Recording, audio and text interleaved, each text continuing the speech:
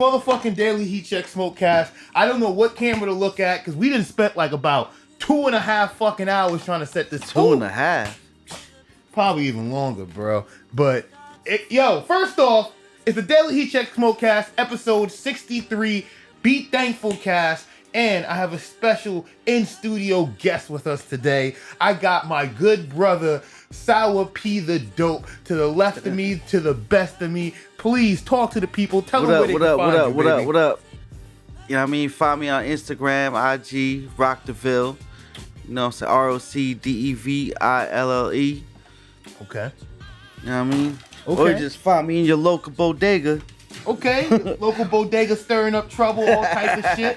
You know what I mean? That's the shit we love out here. Don't mind me. I'm still setting shit up on my end. Because, you know, we spend so much time doing the bullshit. But that's why it's the Be Thankful Cast. Because I'm glad that we even here to fucking do this shit. Because, bro, this shit almost did not happen in this process. Not going to say that. It was going to happen. Fuck what you heard. But, yeah, we here. We live direct. But, yeah, man, we in the building. We got a lot to talk about today. We got the show notes. We got a ton of fucking shit on the slate. I honestly don't know where to start, but starting is just half the fun in this type of shit. We got, hold on, just to run through some of what we got on the slate. Here it is. All right, no. We going on this browser. Yeah, niggas are still figuring shit out in real time. So here we go. Yeah, we got a bunch of shit. We got new music. We got light sports, but you know the type of shit that I love about sports. We got Larsa Pippen. We didn't talk about that. We ain't talk about Floyd. We got Floyd Mayweather and Logan Paul. Gucci versus Jeezy recap. We got Sheck West getting drafted to a French basketball team. Bobby Brown's son passed. Where Andrew Cuomo winning a fucking Emmy. Tyson's fight coming up. Oh yeah. Wait, let's start with that. Let's start with the Tyson fight. Let's start with the fucking Tyson fight because you was telling me as I was setting up that you was like, yeah, they got some fucking old nigga rules in place. Nah. Fuck the rules. Fuck the rules. I don't know. Like, I'm looking at Sky Sports Boxing. Okay, Sky Sports Boxing. And pretty much what they telling me is this is gonna be a Rocky Balboa movie. Oh my God, Mike Tyson. Hold up. Remember you watch Rocky 4, right? Yeah. Alright. Remember when Apollo fought the dude from Russia? Yeah. Ivan Drago, I think his name was. Beat the fuck out of him? Yeah, that was supposed to be like this Tyson fight. Okay. Tyson and Roy Jones exposition fight, and like not a real fight, but not a real fight, like don't knock me out type fight. That's is what Sky Sports Boxing is saying. Hold on, could you send that to me? There's supposed to be no knockouts, like go in the ring and don't knock him out. Hold on, no. Like it makes me not even want to watch it now, cause I'm gonna keep it real. What's Tyson known for? Beating the niggas the fuck out. Hold on. He's known for the quick knockout. He's known for the quick knockout. This is actually true. Wait, how? I just seen this. So, fuck these niggas. I'm not letting. Now, hold on. If Tyson goes in there with the Tyson that we all know, could this be like a live version of the Rocky movie where Tyson's gonna be on the mic talk about if he dies, he dies? Bro, I'm not even gonna hold you because just like you said, I'm reading it like, yeah. No knockouts or judges. Oh, there's no judges. No judges. Like this is straight up gonna be like a fucking scrimmage. Like they sparred. Why even pay for it on pay-per-view? So what do they? So how do you decide to win? I'm gonna give it 100. The crowd decides, I guess. Like a end of the week beat freestyle battles years ago. Remember end of the week? 106 remember EO Dub? End of the week? Yeah. Oh, shout out to EO Dub. They still doing their thing. Shout out to them, man. You know what I'm saying? That's crazy. Crowd judging. What's up? I'm gonna be honest, the no knockout shit got me. Well, both these niggas is old, so I could probably understand why they don't want them in there knocking each other out. No. It's because this is what I think. Roy Jones, he been sneaking on social media and seeing Tyson still got that energy, Bro. and he about that action, Bro. and he probably shook like, yo, he about to knock my head off. Nah. Like, nah, hold on. A straight expedition, no knockouts, no judges. Let's just go in there and give a good show, make it like WWE. Yeah, no, F that, man. I'm not with agree. it. I'm not with it, yo. Wait, I'm not with it. I only strongly agree because I seen footage of Tyson hitting a fucking speed bag. Bro, I think I spoke about this nigga look like a fucking, like for him to be, what is they like 50? Hold yeah, up. 54. Hold up. Did you see the other video where Tyson was like strapped to this machine and it was pulling him? Nah. Yo, that shit's off the hook, yo. I'm not gonna hold you. At That shit's 54, I have a strong belief that Mike Tyson will fucking knock Roy Jones' fucking head off. I Yo. don't mean that to sound horrible, but like, bro, at 50, he might kill this man in that ring. Cause like Tyson's a walking weapon. Walking weapon is a fucking understatement. Like, I'm gonna keep it real. Remember back in the day, cats would be like, yo, would you $1 million if you let such and such hit you? Yeah. I don't think there's enough money to let Tyson hit me, bro. I wouldn't get in the... Yo, wait, I ain't gonna hold you. Wait, I remember that shit. No, wait. I think it was if they let him hit you, the nigga started doing, would you take $1 million to go in a ring for 2 minutes with Tyson? 2 minutes in the ring with Tyson for $1 million. Yo, in Tyson's career, in professional career, there was cats that only last seconds with him. So wait, you know what I'm saying? So 2 minutes, bro. If you last 2 minutes, that might be a world record. That might be let alone the niggas who professionally couldn't last. You as a human being going in there, Straight up, like chill. Straight up. That's crazy. But outside of that, I'm gonna keep it G. Who you think's gonna win? Like if you was to watch it and pick a winner. To keep it real, before I found out no knockouts and no judges, I was saying Tyson. Tyson gonna go in there and do what Tyson do, knock his head off, go for the win.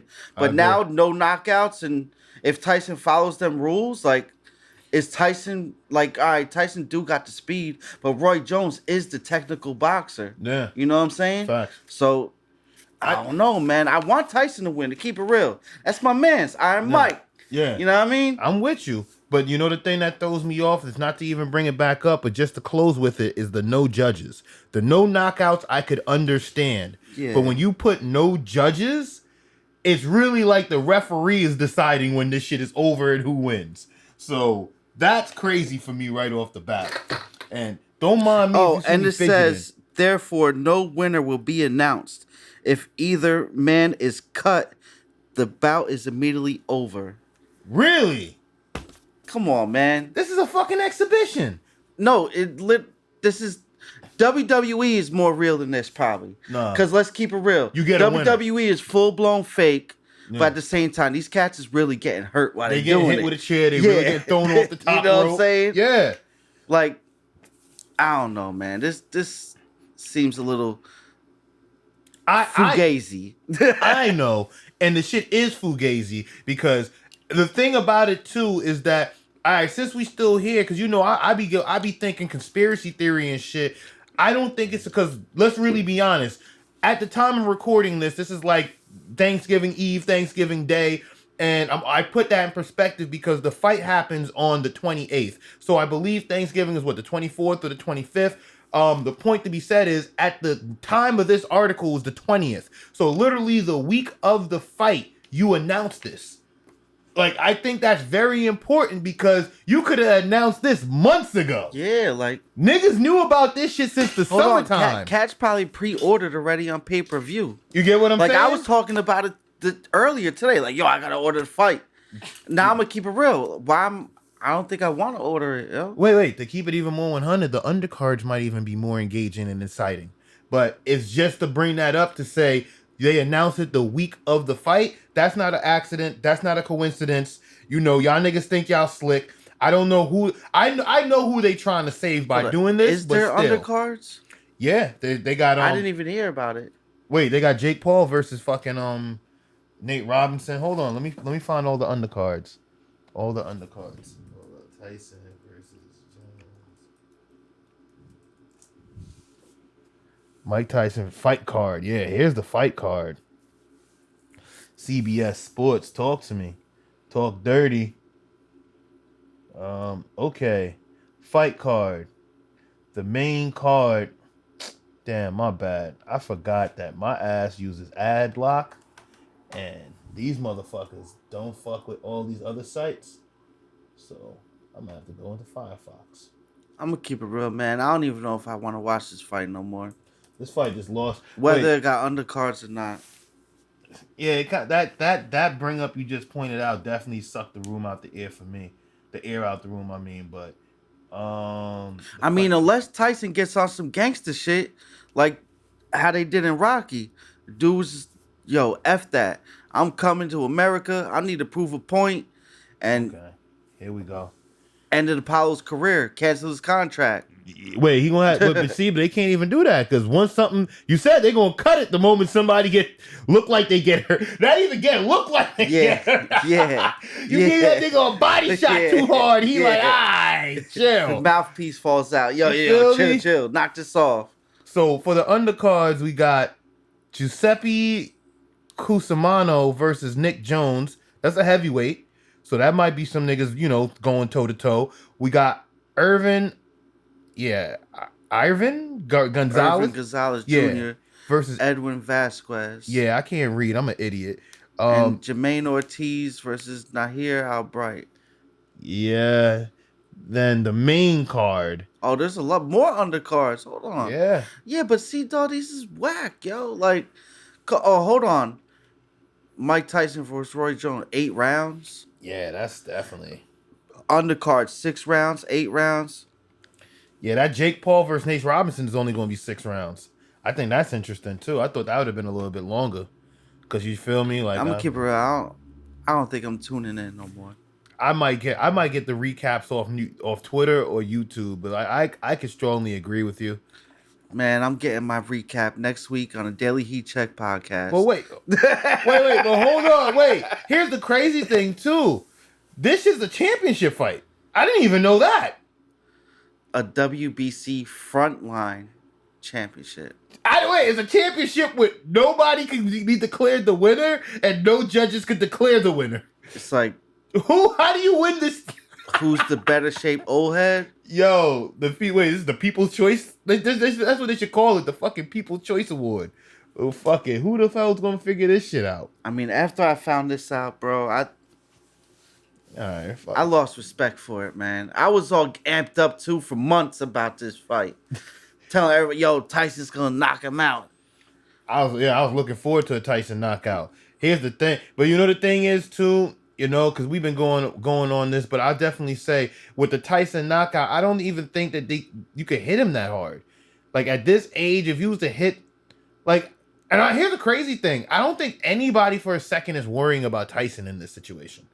I don't think no one is like, yo, Tyson's going to get fucked up, knocked out, nothing. No. Everyone is mainly concerned for Roy Jones. Bro, Tyson looked like a full-blown animal in them videos training.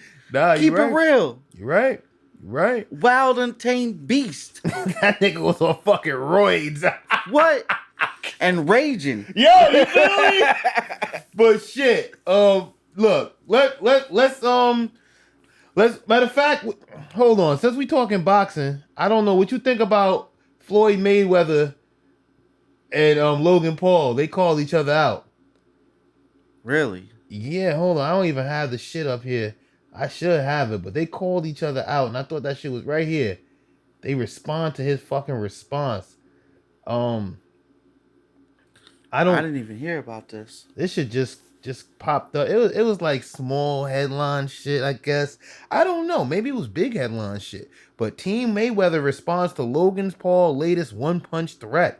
Floyd Mayweather's uncle, Jeff Mayweather, has slammed Logan Paul's prediction that he could ruin his nephew's legacy with one punch. Damn, that's a hard claim. Yeah. This nigga didn't even fight Nate Robinson yet, and he's already calling out Floyd with a one-hitter quitter? The one-hitter quitter? Yeah. Hey, yo, hold on. Hey, yo, he said he got a one-hitter quitter for Floyd. I don't think so. Hey, that's just... I don't think so. Let's keep it real. Let's keep it real. This nigga's 3-0. Nah, forget being 3-0. Floyd Mayweather's a hard person to catch in the ring, bro. He got footwork. He's good. He's skilled. Bro. He's very skilled. if you catch fist contact to this man's face Yeah. more than 10 times in a round, That's like an award you within got itself. skills, yo. Yeah, you get what I'm saying? You got skills. Because he could probably win a fight without punching. Yeah. Which he did win fights with not landing many punches. Niggas hated him for that, but the footwork and technique. Hey, but what's boxing? Yeah, it's all technique. It's boxing. It's all technique. You know what I'm saying? Footwork and technique. Maybe, I mean, I don't know. Floyd needs to fight somebody big time, but let's keep it real though. Who's the real big time name? Here's the crazy part. Like how it was, like Tyson and Holyfield. That's 2 big time names. Right now, I don't think there's anyone in that stratosphere in the boxing realm. Well, actually, no. Khan got knocked out, so he kind of ruined his chances there. Then Triple G. Yeah, Triple G. I don't know what happened. I think Triple G either called him out or accepted, or whatever the case was. But yeah, I ain't gonna stop. I like Canelo. I like Canelo, man. But didn't he really rock Canelo? Yeah, they fought already. He rocked him already. They fought already, but he dusted his ass off. Right now, he didn't dust him. He ain't dust him. It's debatable. It's very debatable. He ain't dust him. It could have been a damn sure. Nah, hold on. It's been a minute, but I recall him getting dusted. Nah, he ain't dust him, son. Bro, he retired those boots. Let's just put it like that. Nah, hell no. Wait, he didn't give him the rematch? Floyd didn't. No. Why would he? He's a scrub. Canelo's a scrub? Well, he's not. He lost like a scrub. Nah, hell no. Wait. I ain't gonna say he's a scrub, but when you lose like a scrub, it's hard to really justify why you should get a rematch. Bro, let's really be honest. Wait. He didn't win. I'm not gonna sit here and like completely shit on him, but for him he didn't really display like a top. That's one thing Floyd does too. He breaks down boxers. Like niggas who were good fight. Like, I don't know if you ever heard that saying, are you really that good or are you just the best amongst scrubs? And that's what Floyd really brings out of boxers. You could really be good among scrubs, or you could really be that good. And Floyd has shown that a lot of these niggas are just good among scrubs. Son, you know to be dope, yo? You know it was supposed to be Jeezy versus T.I. Yeah. And then damn near last minute, switch it up to Jeezy versus Gucci. Mm-hmm. Damn near last minute, take Roy Jones out of there, put Floyd in there. Let's make it a real ass fight. Yo, I would keep it 100. Yeah, but the weight difference is totally different. Tyson was demolished. But still, Floyd say he that nice though. I think it'd be a fair fight. The weight differences, yes, because I think, granted, if Tyson connects and he gets on a nice little, he will definitely he'll hurt. He'll hit body shots or head shots. But at the same time, I do feel that Floyd is fast enough and has enough technique to dance around and fast. if not dodge everything, tire him out and lead and get for the opening. But hold on, I just wanted to segue this because this is crazy because Floyd Mayweather just got called out by Logan Paul for the one-hitter quitter. But I don't know if you saw that Floyd Mayweather just announced that he's going to be fighting in February in Tokyo. Nah, I didn't see that. Yeah, this nigga Floyd. He hold on. So fighting who though? That's the thing. So wait, when this pops up, so I'm gonna be honest, they didn't say who he was gonna be fighting, but just off the bat that he announced that he's gonna be fighting, Logan Paul called him out. He didn't even win the bout yet, but say hypothetically Logan Paul was to win. Do you think that's not enough? That's like 3.5 months if we really do the math. 3.5 months Floyd will be in the ring in Tokyo. But hold on. He's like, I didn't see this in the notes. He's like, I didn't see this shit in the notes. Wait, we're supposed to see Floyd in Tokyo, nigga. Yeah, word up. Floyd, Mayweather, Tokyo, 2021, right here. Yeah, right here, November. Say just last week, because I know I spoke on another year. Announces a 2021 return for a Tokyo event. Now, they said he's going to be fighting, so this ain't going to be some like sugar-coated shit. But Floyd Mayweather Jr. will return in 2021 for something big. The fighter has announced, but there's few other details about his plans. So if we just, we speculate. That's what we do here. We speculate and we take it there. Oh, and this tequila hit and I'm getting loose. I'm getting fucking loose. Getting there, son. I'm getting there. Hey, cuz I'm getting there. Yeah, so I'm just thinking, what if Floyd was to say, yo, maybe this was his plan all along, but I honestly don't think, what you call it again, Jake, just say hypothetically, I'm speculating, but I don't think Jake will have enough time to recover and train for Floyd. If he was to do this Nate Robinson bout, granted, it's like an exhibition. I don't think it's like you said, it's not real. I don't want to say it's not real. Niggas is in the ring punching each other. But then again, here's the crazy thing too. Wait. I hate to go back to the motherfucking Tyson and the Floyd and the Jones shit, but literally the week of the fight, these niggas announced, oh yeah, cause I told you tequila hitting. So I'm cooking, right? So the week of the fight, these niggas announced that it's gonna be 8 rounds, no knockouts, no judges. Like, hold up. Like, wait, let's take it there. Soft. Wait. Is niggas gonna have headgear on?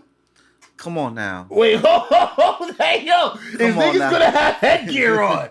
Hey yo, Hold on. They rocking. Are they rocking 30-ounce gloves? Hey yo, hold on, 40-ounce gloves. They coming out with balloons on their hands. Hey, I'm saying anything is possible at this point. Yo, Roy Jones comes out with an air mattress glove. I'm dying, bro. Hey yo, I'm done. I'm dying. These niggas might as well come out with tape on their with bubble tape on their hands, wrapped in feathers. Like, hold up. Like, yo, but they gonna be wrapped up better than an Amazon package. You feel me? They ship 2 days ship, ready to go. But look, I put it like this: Floyd Mayweather 2021. I hope it's a good event. I don't know what it could be, but I just know that right now, if he's going to take Jake Paul, I don't think Jake Paul has enough time to recover. Because Jake Paul would literally have, because he said February, I'm spilling the fucking tequila all over my shit. But look, he said February, so that'll mean he'll have December, January. That's 2 months to recover and train for Floyd. Impossible. But it could be Triple G. It could be, we don't know. But he's definitely lining up for somebody. Let's see. What's next? Where you want to take? Hold on. Where you want to take it? It was a hot girl summer. Man, go from the top. You want to talk about that new Meg album? It was a hot girl summer. Meg album. I bring it up to say this though.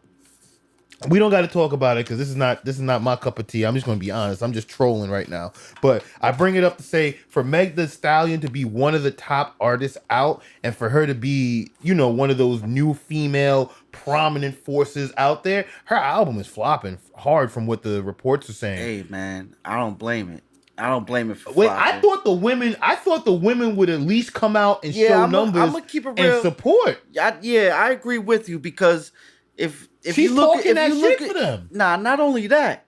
If you heavy on looking on Instagram stories, damn near for about a year now, damn near all these women and even kids is using Meg songs in their Instagram stories, TikTok videos. I don't even got a TikTok, but them videos travel around. You know what I mean? Yeah.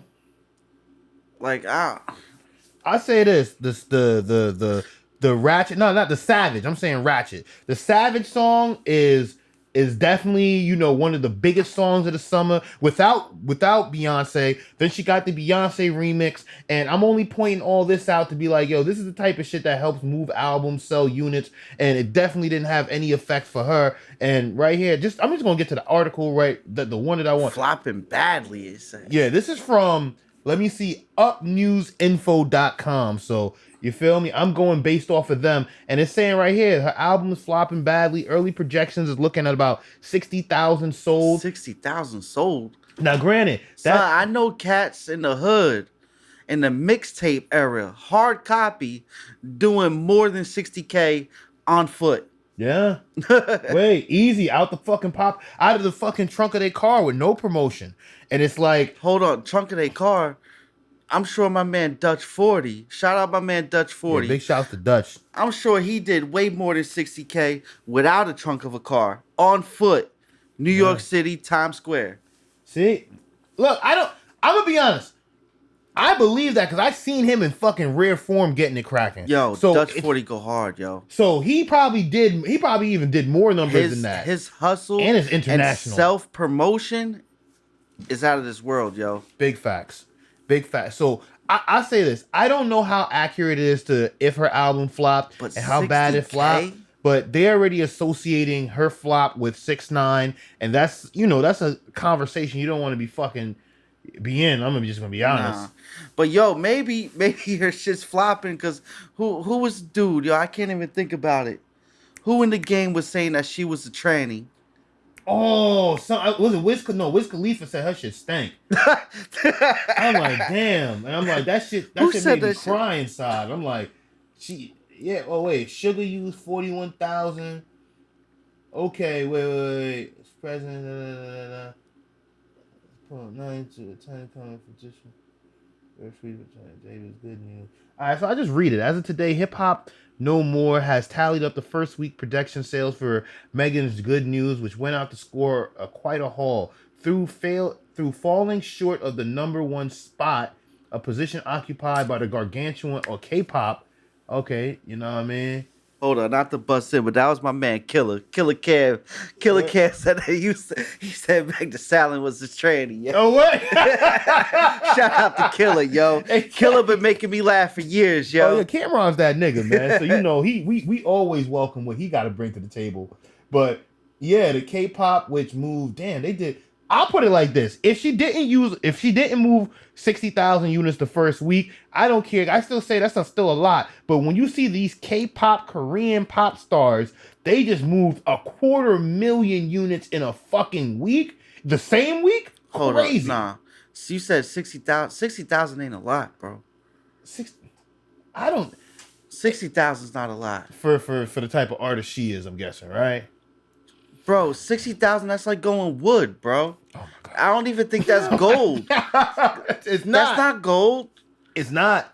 It's far from gold. It's far. That shit might be plastic. Yeah, wait. Wood might be better. Hold up. It said 92,000. That's still good. Okay. So she did. So maybe it's not a flop, but she did 90. Yeah, but 92,000. What's that? Almost gold?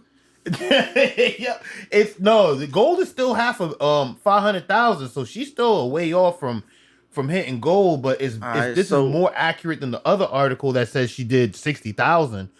So if she did 92, that's dope. That's still close to 100K. Yeah, she's going copper. But look, this is the perfect segue for the next topic. Like yo, I can't picture her having a platinum frisbee on the wall after seeing this article. Yo, platinum frisbee. Listen, the hate is real. And I just wanted to say before I got ahead of myself, yeah, this is Sherbalato. I'm back. Be thankful. So this is what I'm roasting on today. Sherbalato. SP the dope. He said he would not be indulging, so I put some syrup in his drink. But hey, man. The next we get wavy. But the next segue, let's talk about Gucci and Jeezy, and let's keep it still on this page because they're reporting the first week sales for Meg and Jeezy. And on Jeezy's end, they said the Snowman ultimately turned in a solid effort in his own right, though it's clear that the fans tuning into Jeezy's verses had little interest in supporting one of the battle's key contributors, all in all. Jeezy's latest album brought in 25,000 in sales, with 3,000 coming by way of physical copies and of such. Jeezy found himself falling behind the top 10, below the top 10. Damn, my nigga didn't even make it into the top 10. Instead, holding down the 17. I like the way they said it, holding down the 17. That's a strong 17. That's a strong 17 right there. Big snow. Hold on.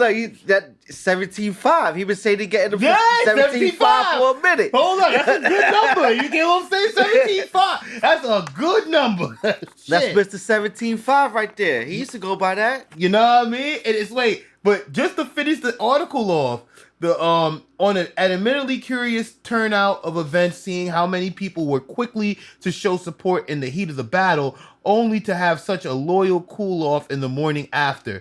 I can tell you why, because we spoke about this earlier about why. I'm gonna bring it back. Yeah. Wait, I'm gonna say it here. Niggas think that shit was fake. Yo, Sparks the blunt.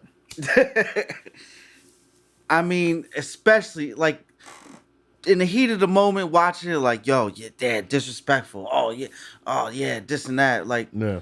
but then at the end, performing together, I mean, all that's cool and all that. You know what I mean? Like Mob D said, spread love, not war. Facts. You know what I'm saying? Facts. But come on, man. Like, that was is that what fucking the boxing match is gonna be? The GC Gucci shit. It might be, but wait, I'll tell you this. From the battle seemed like it had more drama from Right. And I only say that because the battle ended like how the fucking the boxing match is about to start. But Yeah. the only thing is, we didn't know it was going to end like this. The boxing match is telling us, look, we coming in with some bullshit. Yeah. Don't come here looking for a fucking bout. They didn't warn us. Yeah, you feel me? They didn't warn us. So we didn't know where this was gonna go. Yeah. But to see it go here, I'll say this off the bat. Because me and you spoke.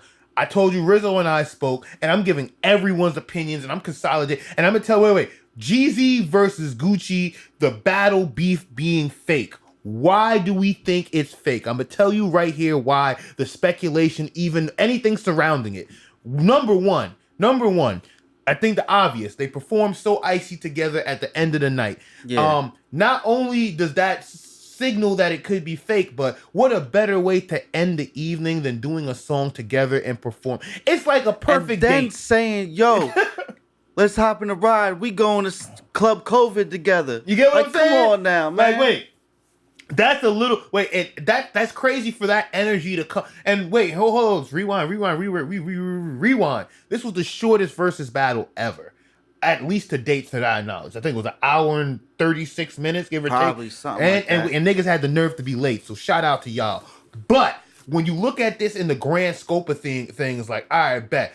It's that, one, you see that they perform together. So that signals that the beef is over or whatever. But from the tension that Gucci threw on the table. Yeah, like it was still on and popping. Wait, we smoking on Pookie Loke tonight. Send 3 more. I'm going to send them back. I think you were saying my bad, but he was like, yo, I got a 10K suit on, or I got, you get what I'm saying? Yeah. So there Battle for jewels or whatever. It was a lot of tension and shots being thrown throughout the battle. But let's rewind further, because remember, I started at the ending. They performed so icy that we got to the point where the drama and the shots were being thrown. Yeah. But even before that, before the battle even starts, wasn't, I believe, the governor or the mayor of Atlanta? Oh yeah, that chick. What I forget her name. Stacey Abrams.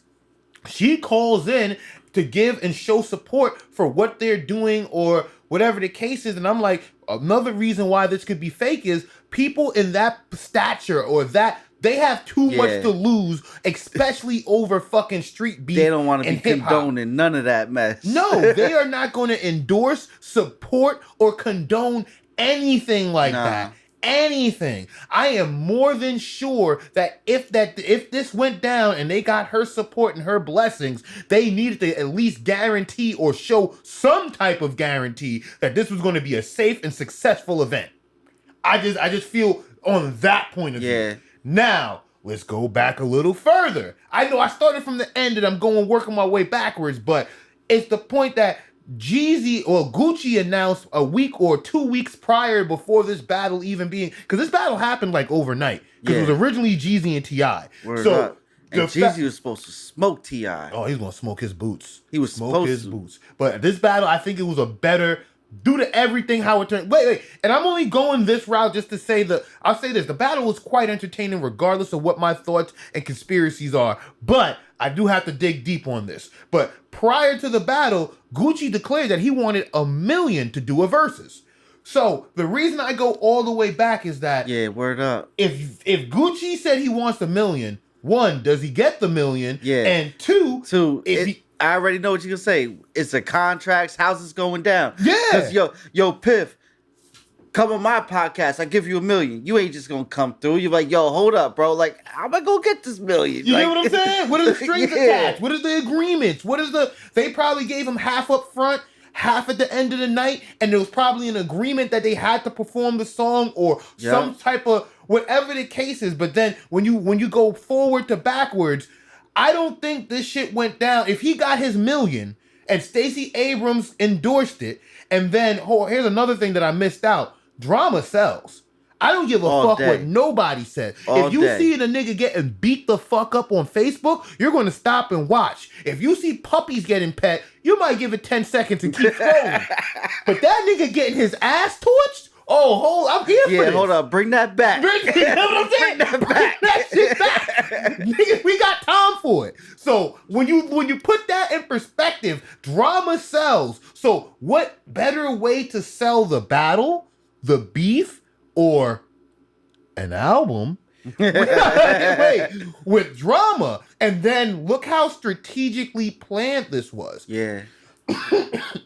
My bad. And I say strategically planned because all this went down. Like I said, Stacey Abrams endorsed it. Gucci said he wanted his million. This whole beef shit. They did the So Icy together, did the Compound Club COVID together. Then literally the next morning, album dropped? Recession 2? Mm-hmm. Wait, hold on. And I'm happy Jeezy ain't come out looking how he looked it on that album cover. Oh yeah. Because if he came out with that Pierre hat, Come on now. Yo, that battle would have been over, yo. No matter what he played, like, dog, you had to, for real, you had to come out with the snowman shirt. He played. Yo, I was saying that off the rip to one of my mans. I'm like, yo, if Jeezy don't bring it back to the black bandana with the snowman shirt, or at least the snowman the chain. 3X snowman. Yeah, 3X. Word up. We don't need that 102 snowman where you got that fitted V-neck on. Nah. Or at least the chain, you know what I mean? But the black bandana, you know what I mean? Like that era Jeezy. Fact. If he didn't come out like that, I didn't even want to watch the shit. I agree. And it's like, I will say this though in closing, that believing that it was fake, because where was the Gucci interviews? Word up. I've seen at least 2 to 3 Jeezy interviews. Only thing I found today is some joint on YouTube saying that what it say? Gucci, after the event, Gucci was in the car and whoever he was with put on Twitter saying that he felt bad for the disrespect and playing the song and all that. Like, if that's true, like, come on, man. I'll say this though. Outside, all right, so here I tried to pull up what I could find. Oh yeah, Gucci Mane apologized, truth this versus news. Oh shit. Let's see. Yeah, it says Gucci Mane has remorse after playing Truth and what Pookie Loke's son doesn't understand with Jeezy. Gucci Mane apologizes. Truth this verse battle after extending the olive branch with Jeezy for the entire world to witness. Minutes after the battle ended, Quality Control CEO P was in rare conversation on Clubhouse and touched on speaking with Gucci Mane in the car about the elephant in the room. Shockingly, Gucci felt bad for playing Truth this record at Jeezy and the deceased CTE member Pookie Loke. It got uncomfortable when Gucci added extra ad libs at the end of the song. Yeah, those ad libs was super greasy. Yeah. Honestly, I think the ad libs was more disrespectful than the song. Shout out to the ad libs. Yeah. Oh my god! But saying he was gonna smoke on one of them packs tonight. However, Jeezy remained calm during the pivotal moment in the hip hop history and made peace with Guwap. Unfortunately, the internet instigated the entire situation as Pookie Loke's son felt a certain way with the Gucci Mane speaking ill of the dead and Jeezy not doing anything. We're going to touch on that. During the fallout in 2005, there was an alleged bounty on the So Icy chain, which was claimed to have been made by Snow. Not the case. Oh shit. Oh, that's what they call him now, by Big Snow, Jeezy Snow. I like that. But soon after, is there anything else? No, we pretty much got to the basis of it. Basically, niggas was on Clubhouse saying that, Gucci felt bad for being so disrespectful. How true it is, we don't know. But maybe in the moment, he might have, I don't know, maybe nigga might have felt a little bit of heart. Who knows? Thugs got hearts.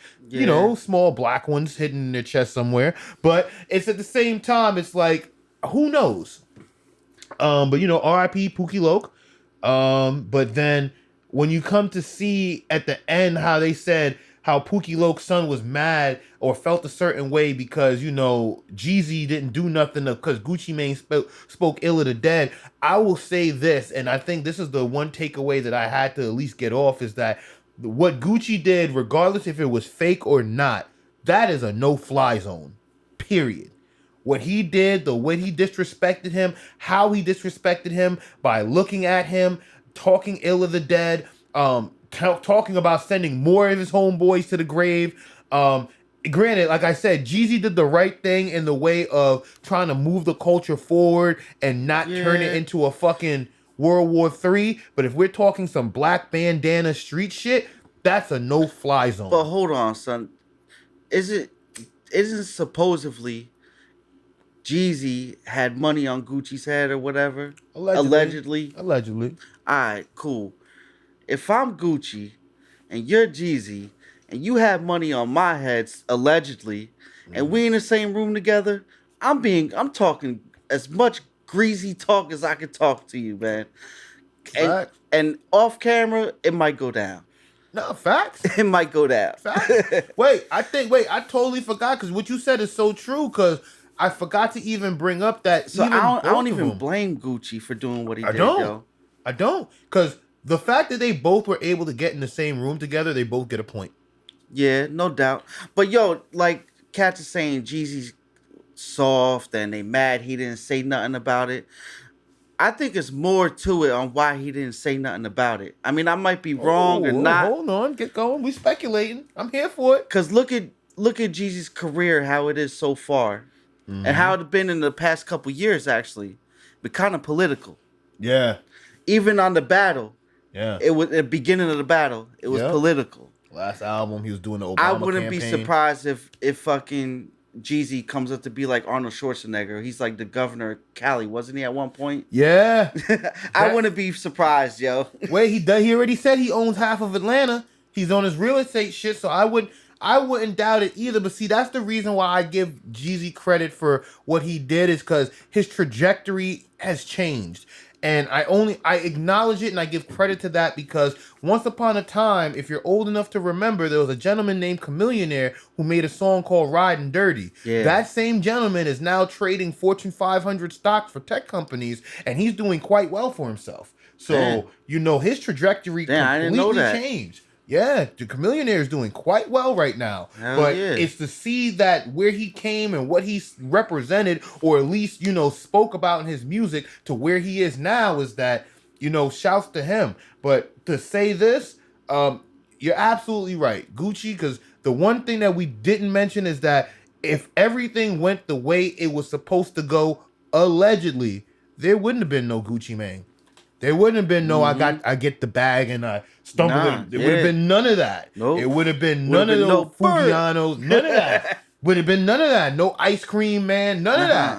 And if all of that shit, because I'm just saying, if everything would have went the way it was supposed to go, I don't, like you said, I don't blame Gucci for going in there starting off on some shit. Yeah. Granted, he had this shit. Your niggas tried to kill me. Yeah. Like, wait, like, how do you...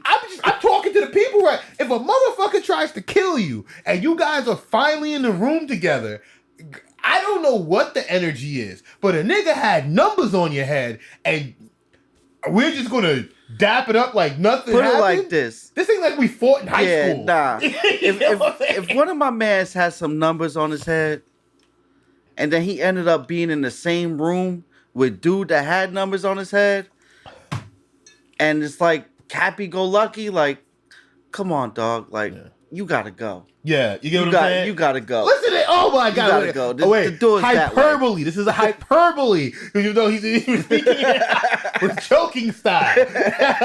I'm sorry. But with that being said, fuck it, man. We could take it somewhere, man. We can keep it on music though. I like what we got going on the music right now. Yeah, music's dope. Where you wanna take it now? How about fucking K-Slay with this 20-minute track with 50 MCs? Yes, let's pull that shit up. Rolling man. 50 deep. Rolling 50 deep. Shout out to fucking K-Slay. Shout out to K-Slay and the Graph too, man. Word. He's still fucking active. That's why like a few weeks ago active. Yeah. Like K-Slay, aka Desi Dez. Yes, yo, for the culture. But let's find it right here. K-Slay, 50 MCs, 50 deep rolling. And and he goes 18 minutes for 50 MCs for an 18-minute gem. Oh man, we gotta break this motherfucker Yeah, down. now DJ K Slay, aka Smack Your Favorite DJ. Okay, so right Drama here. Hour. So before we get into it, because we got everything lined up on the screen, I didn't get to fully consume the record. I think I should. I should listen to it now. Man. Hold on. Let me pull it up on Spotify. Let me pull it up on my music streaming service of choice. My bad. My bad. Can't be plugging people right now. But let's see. But as I pull this song up, let me know what is your thoughts. Is it too long? Is the beat fire? Were they lyrically matched? Was it lyrically good? Let alone forget being matched across the board. Were the MCs at least good spitting? To me, started off as a banger, yo. Started off with my guy Sheik Luch. Come on, Sheik Luch, man, the gorilla. That's my nigga. Okay. Like, yo, couldn't started off any better for me. You know what I mean? Like that, like the top 7, fire, bro. But I could have done without some. Maybe more than some. I could have done without a lot of people.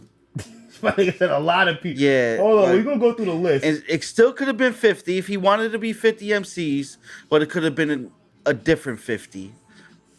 You know what I mean? Like, cause some people in there, I'm like, I'm gonna keep it real. Some of them, I'm like, yo, who are you? And then some of them, I'm like, this yo, beat sound familiar. This is that dun, dun. Is this Victory? Turn it up. I can't. I think it's the same sample. I think that's the Victory sample.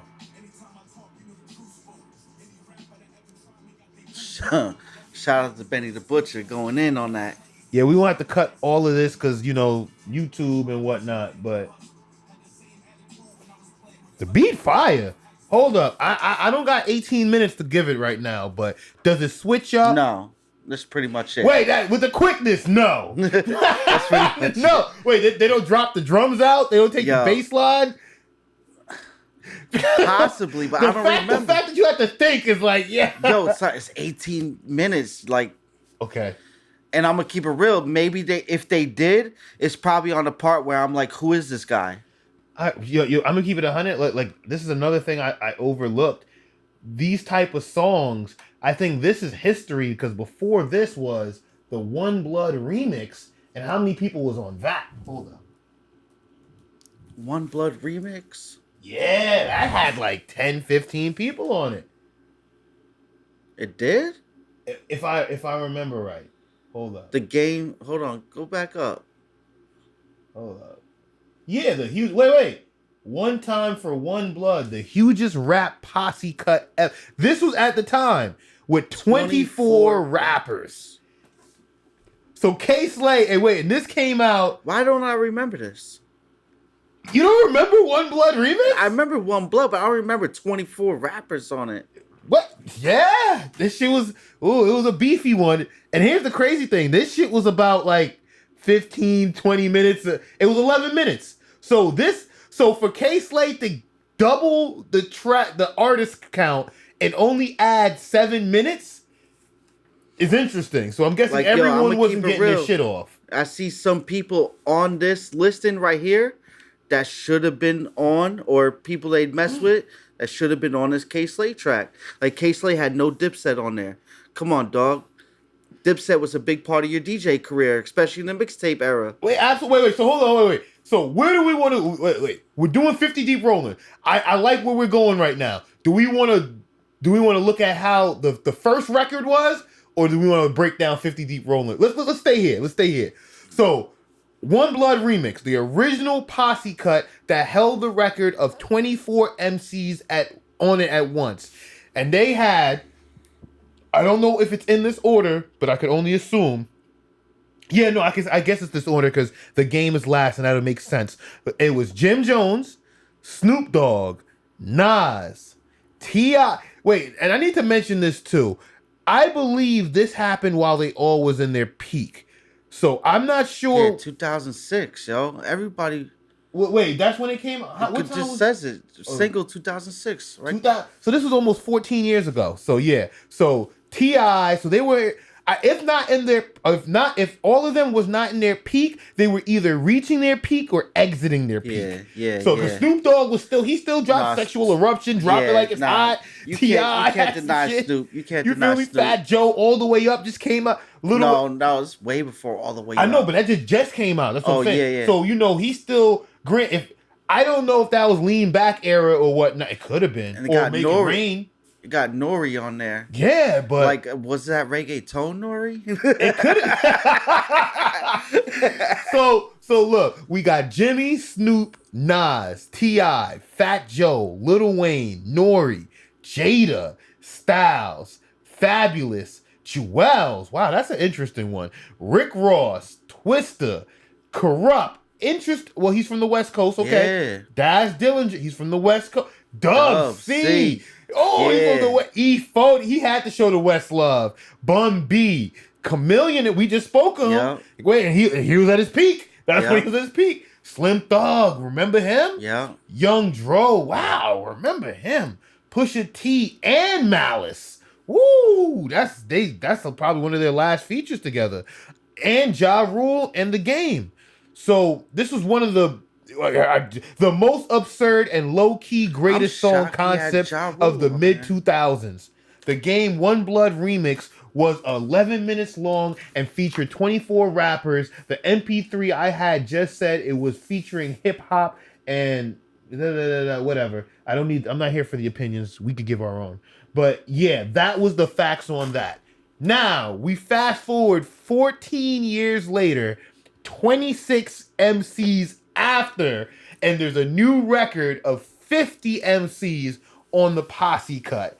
Now, we just gave you what the last record was and who those MCs were, and I put emphasis on a lot of these rappers were either in their peak, towards the end of their peak, or approaching their prime, like they were still, coming in the game.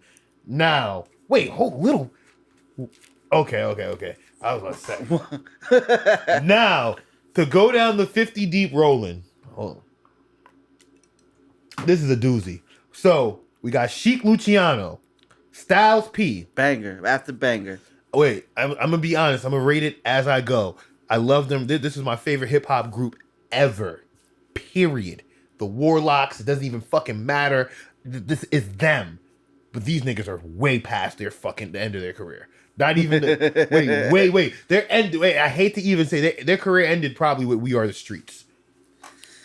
And I'm not saying that. I mean, in the album release, the mixtapes kept them alive for many years. But facts. Yeah, but look, like I said, I love them to death. This is not me shitting on. They had some solo joints. Yeah, solo joints, man. The solo joint. But I mean, as a collective. But now, if we're gonna rate them solo, I think Styles was probably the most successful. Yeah. Jada's the most mainstream, but Styles had the most albums for the most. Yeah, he was consistent. He was showing like he was really working, and still is. But can't sleep on Chic Luch either, though, man. No, you're right. Chic, I put Chic right behind him on being working now. Nah, Chic, cause he did the Donnie G shit. Woo Block 2. I think that's coming out. Supposedly coming out. And I think I'm gonna keep it real. Well. Chic, if I'm not mistaken, just dropped something on Halloween. Let's find out. Hold on, I'm about to tell you right now. The exclusives right here. Gorillaween Volume 3 on October 30th, 2020. So 6 songs. So he just dropped the EP on us. So he's still. The point is that he's still active. So as a collective, so I take. And we got Beast Mode 4. Oh, when did that just? I know 2020. Yeah, I knew he just dropped something. Yeah, so, Chic's still in there, man. So these niggas is active, like I said. For them to be, I'm gonna be honest. I think one, they fail to be relevant with the new generation. And that's totally fine. It's a new generation. These young kids. Yeah. My son looks at me like I'm crazy with some of the shit I listen to. But then at the same time, with them failing, the mixtapes ended. And that's what really hurt them. Yeah, that definitely hurt them. A lot of they had the mixtape game on smash. Yo. Facts. Like, Fact. every week they were dropping. Every week was something new. No, that's a big fact. You could just tune in to bring it back to who made Rollin' 50 Deep. DJ K Slay. Tune into the Drama Hour. Late night on Hot 97. Oh my, get your tape decks ready. Yeah. Wait, tapes. Yeah. Get your tape decks ready. Lock in. Hold up. Niggas might be showing their age right now. Hold up. Niggas might be showing their age. Word up. But I would say I'll take it back only because I'm big fans, but I understand this new generation and they don't connect with. This is a true story.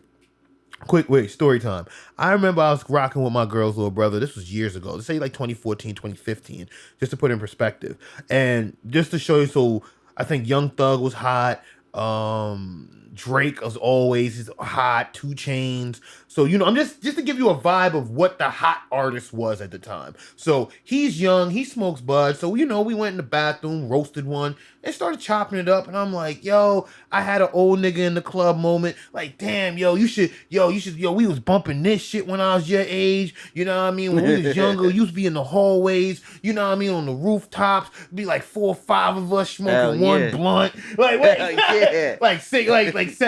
niggas chipped in on one blunt. Hell yeah. And it worked. And it worked. Son, I tried to put on We Are the Streets from, I don't even know, track 2, Fuck You, to soup to the shit Jada Kiss, Superhead, Blood Pressure, to, it doesn't even matter. Yo, I swear to you, not when I say I had an old nigga in the club moment, not because I played him what I grew up on. It's because when the nigga's reaction when he looked at me, I don't know. I felt my soul just disintegrate. I'm like, he was like, "What is this?" The nigga didn't know. How do I bop to this? It's like he didn't know how to bop to it. I would have had the feeling like, yo, bro, what is this? Like, you gotta get up out of this house. Get the stepping. You don't know the locks. Like, yo, this is a household name in this house. Wait, and I agree, but then this is what I mean, that they wasn't, as a group, they did not do a good job staying consistent or keeping up with the young kids. And here's the crazy thing, the young street dudes, this is the shit that they failed. And I'm gonna be honest, because if they're a street artist, you gotta hit them new next gen, and then they failed with recruiting artists, because let's talk about J Hood being a bust, you feel me? Like, it's the truth. So they failed at recruiting the next gen of street cats, and they failed J Hood to a bust though. But shout out my man J Hood, yo. Me and him be talking for the past couple months, yo. J Hood, we gonna get him on the show. He alright, yo. J Hood, I show him some. I give respect's due. You know what I mean? Fact. We're going to shout out to you, J Hood. And when I say he was a bust, I don't mean he was a bust as an artist, because I was that nigga in high school, and niggas could say right now, I was like, J Hood was better than Cassidy. And I'm talking about Cassidy in his peak. Hold on. I can visually remember you walking down the block, spitting J Hood bar for bar. You might see me in the 4-door, 4+4, 4 years before hit the showroom floor. That's my nigga! Son, so wait, when I say he was a bust, I don't mean lyrically or as an artist. I just mean as, being the next predecessor or successor to the L.O.X. Yeah, but it's not just him though. Where's Bully at? Oh, that whole next generation. Bully. Like, Large Amount just dropped something, but how many people knew that? Yeah, no, you're right. Like, if you don't follow him, then... Yeah, wait, what? Snipe Life? Team Awless? Damn, I used to rock with Team Awless heavy, yo. Heavy. What happened? Yeah. What happened? Word up. Like, these niggas... Wait, and you know the thing? I think, honestly, we're going to talk a bust, yeah, but we should talk about them being a bust, because let's really talk... My bad, I apologize, J Hood, because in comparison to everyone we just named, you had more longevity. Hell yeah. You're actually still active now. You get what I'm saying? He just dropped Pesci. You feel me? He got Pesci 2 coming out. Real talk. Already. And as one of their proteges, or at least one of their artists they invested in, you were the most successful. Let's really be, because we're talking about you now in relevant. Word up. So shout outs to you. I take that back. So you probably, it's just that I just would probably have to push the blame on them. And it's not to say, like, I'm not trying to shit on the L.O.X or whatnot, but They just did not do a good job recruiting. And then when you look at their peers at the same time, G-Unit and Dipset, let's really be honest, it was 3 crews running the streets at the time. Yeah. You was either with G-Unit, Dipset, or D-Block. Yeah. So let's look at who Dipset was able to recruit. They got Hell Rel, 40 Cal, J.R. Ryder, Freaky Zeke. Well, Freaky Joel Santana. Wait, let's rewind. Dipset. Because if you remember, it was just Cameron. Nobody knew who Jim Jones was. Nah. Jewels, Freaky Zeke, Max B. Wait, none of these niggas rapped or was even rapping when SDE or I think maybe Come Home With Me. I think some of them was on Come Home With Me. They were not on Confessions of Fire and they were not on SDE. No. So he basically put on a whole crew. Mm-hmm. And if you look about it today, Jim Jones is still successful. Jewels is still successful. Max B still doing his thing from behind the wall. You feel me? And I think he was like an unofficial Dipset member. You could say he was official because that was who Jim Jones put on. Yeah. So he put on somebody and that person put on somebody. And J.R. Ryder he just dropped something recently. I didn't even know that. Yeah, J.R. is still very active. Just no feature or something too, but he just did something dope. Shout outs to him. So he put on a whole crew. Then let's go back to G-Unit. G-Unit, it was just 50. Yayo. It started 50. It was just 50. We didn't know who Yayo was or Banks. First time I heard 50 was the what was that? What do you want to call it? EP? What was it called? Guess Who's Back? Yeah, I remember with that the gun on the cover. Yeah, that's the first. Yo, if you remember, back in the day when that shit came out, I had just got the whip. We was young. Yeah. And son, I used to stay bumping that shit, yo. We stayed all over North. We stayed all over everywhere. Yeah. But North. Nah, yo, hold on. Nah. Where we used to stay at, though, shout out to Fairmont, yo. We used to go out to Fairmont. Oh, my God. They had the blueberries. Yo. Allegedly. Allegedly. We were speaking in hypotheticals now. But nah, wait. You right. And I'm not going to hold you. And this is a true fact. I don't remember hearing nobody else on that album. Hold up. It's a true confession, bro. I'm giving you the platform to shit on me. This is a true fact. When we was young, and you remember, it was 3 crews, G-Unit, Dipset, and D-Block. So I just gave you Dipset, and I just told you about D-Block, and we just told you and then there was beef. Because remember, the streets is only so big. Yeah. So G-Unit and D-Block started beefing. Yeah. And I chose a side. Yeah. And by me choosing a side, I didn't listen to any G-Unit radios. No, that's a fact. Wait, that's a fact. Hated on. That's a fact. It took me years to listen to Get Rich or Die Trying. That's a fact. Years to listen to the Massacre. That's a fact, yo. Wait, years to listen to because he dropped another album. He had actually 3 albums because the album he dropped before Get Rich or Die Trying was dope. The Guess Who's Back joint. Yeah. That I was talking about. Yeah. Oh my God, it had that.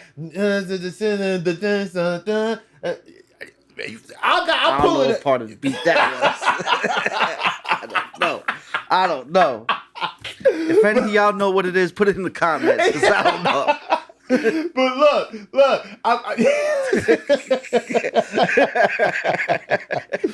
Yo, but real talk, I missed out on a lot of 50 and a lot of G-Unit. Being a hip hop fan, I was able to go back and appreciate. Hold on. You know I'm a hater, bro. Of course, go in. The floor is yours. I'm gonna keep it real. I'll say you missed out on a lot of 50, but technically, I don't think you missed out on a lot of G-Unit.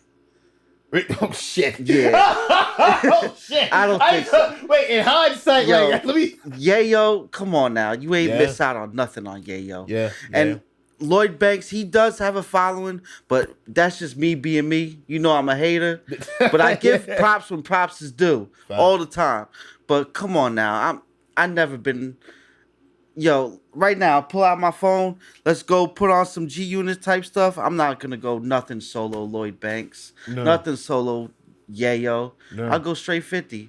Yeah. You ain't really and that's the crazy. G-Unit albums. I'm not going to that either.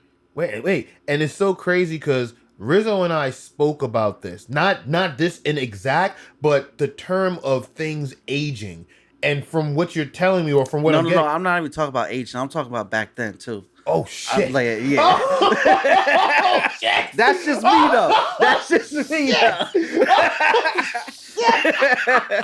That's just me though, son. Oh shit! My nigga cooking. Yeah. Hey man. Hey man. If I had a chance to push state albums back, I would have. Yo! And you know my pushing back out, me pushing people's albums back, go that shit. Yeah. I'm heavy in that. Oh. If I had a chance to push their album back, I Oh would my god! He was strongly like, suggest to push their album back. that hit my soul. But yo, wait. So with just to recap on what G Unit put to the table, they gave us Lloyd Banks, Tony Yayo, Olivia, Young Buck, Didn't they have a Cali dude? Young Spider-Loc. Spider-Loc. Was he Cali? Was he from Cali? He was from Cali. Spider-Loc. And then he tried to revive. Wasn't the Game under them? Yeah. Wow. Yeah. G Unit, the Game. You're right. And then they had beef. The Game. But wait, artists we did not know. Because they tried to revive a lot of... So just artists we didn't know from nothing. They gave us Young Buck, The Game, Lloyd Banks, Tony Yayo. Spider-Loc. Damn, the Spider-Loc was out before that. Bro, you're on fire right now. Yo, you are on fire. Yo, you come are... on. He was out before then? Nah, man. Let's keep it real, Piff. Yeah. We got good memory. We know each other from the 90s, bro. Facts, my nigga. Let's keep it real. Let's go back in time. Back then, when 50 and them dropped, you knew who Spider-Loc was, dog? Did you? I sure didn't. And everybody I rode with didn't. And you was rolling with me. You gotta be joking. Motherfucker. Yo, alright, you got me. Alright, so I didn't know who Spider-Loc was. Hell no, nobody did. So he bought social media came out, and then it was like, oh yeah, Spider-Loc. Oh yeah, he been in the game for this long. Yo, I've been a true fan. You know the cats be fronting. Yo, I've been down with Spider-Loc ever since blah blah. Since like, day come one on now, man. I was rocking the mixtapes. Like, fuck out of here. Then wait, hold up. Wasn't another nigga wait, wasn't 40 Glock down with them too? 40 Glock. Yeah. Hold up. I think 40 Glock was down with them. G Unit. Hold on.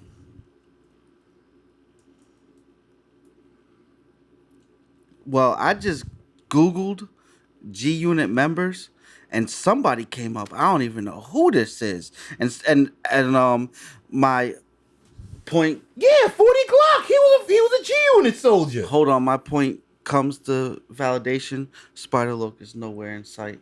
yo, he's not even lying. You Google G Unit, and it's literally 50 Buck, The Game, Lloyd Banks, Yayo, and this guy don't even got a picture. Maybe that's Spider-Loc. Yo, I'm done. They got his government day. They got his government.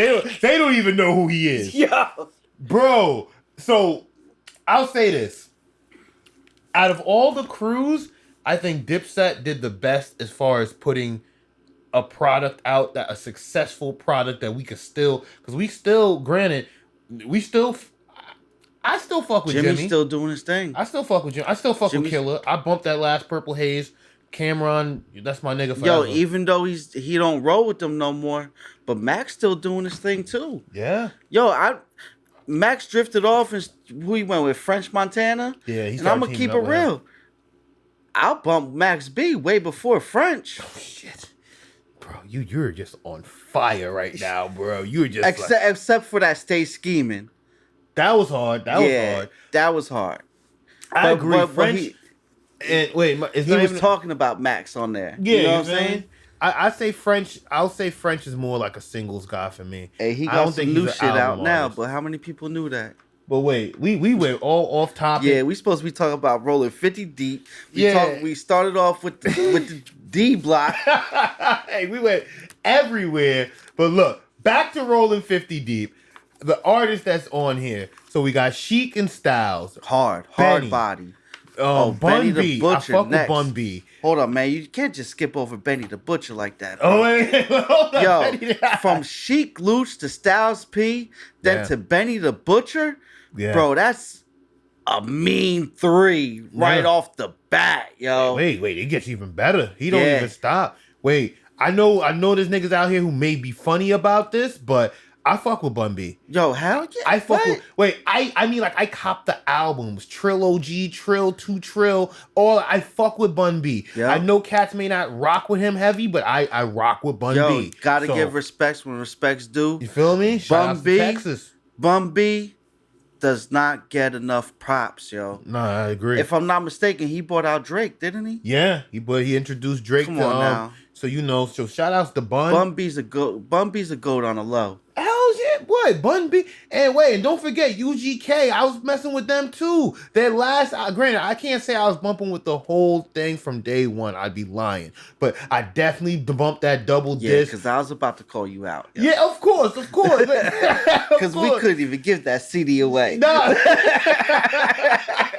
You remember that? Yeah, that's a fact. Shit was just there growing dust. But it's like, how could I put it? When I listened to it, it was a quality joint. It was different. Yeah, but then I will say this, at the time, we were still getting used to the South because we still thought the South was a bunch of Laffy Taffy and snap your fingers. Straight up. And at the time, that's what it was. That's what it was. Up. But to keep going, we had Ghostface, Raekwon. Fire. You can't. Shout out to the Woo. That's the first six.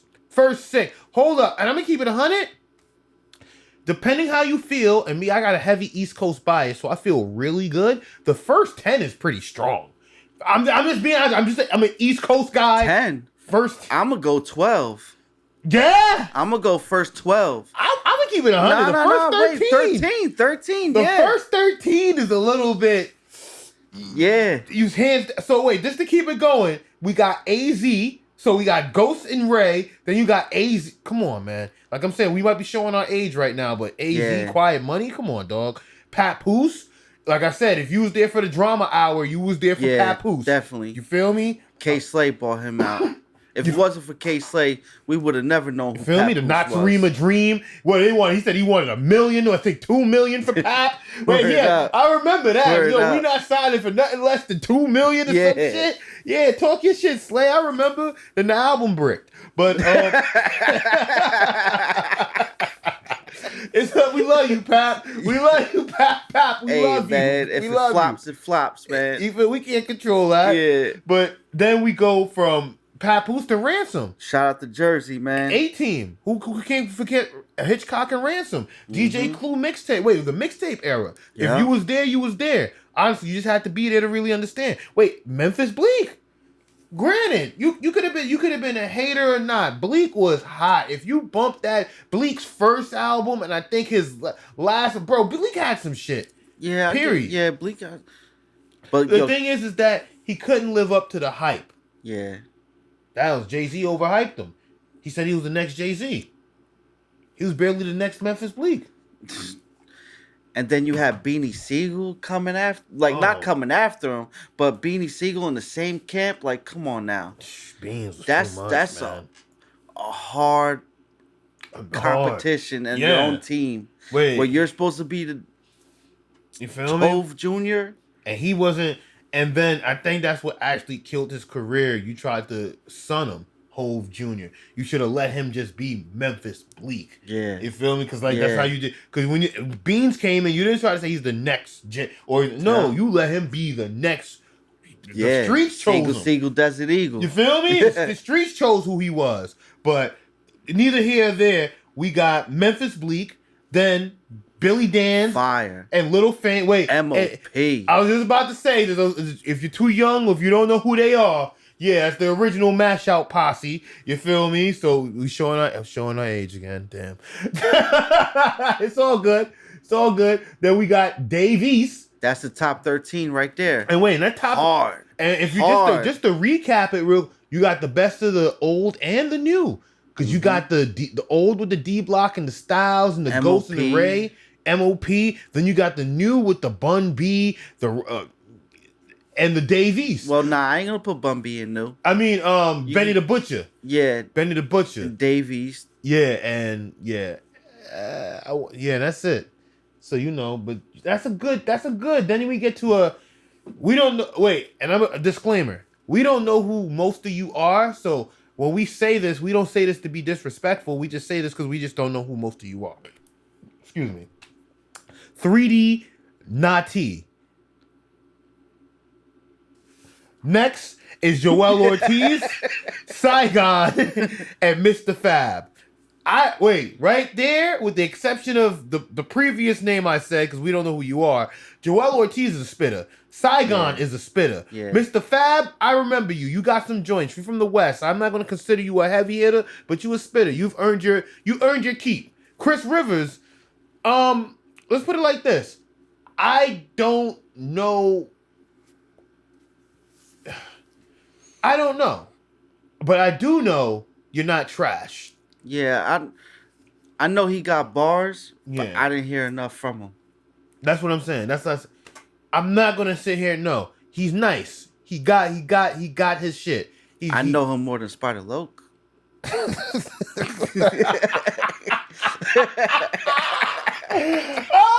Spider Loke, where are you?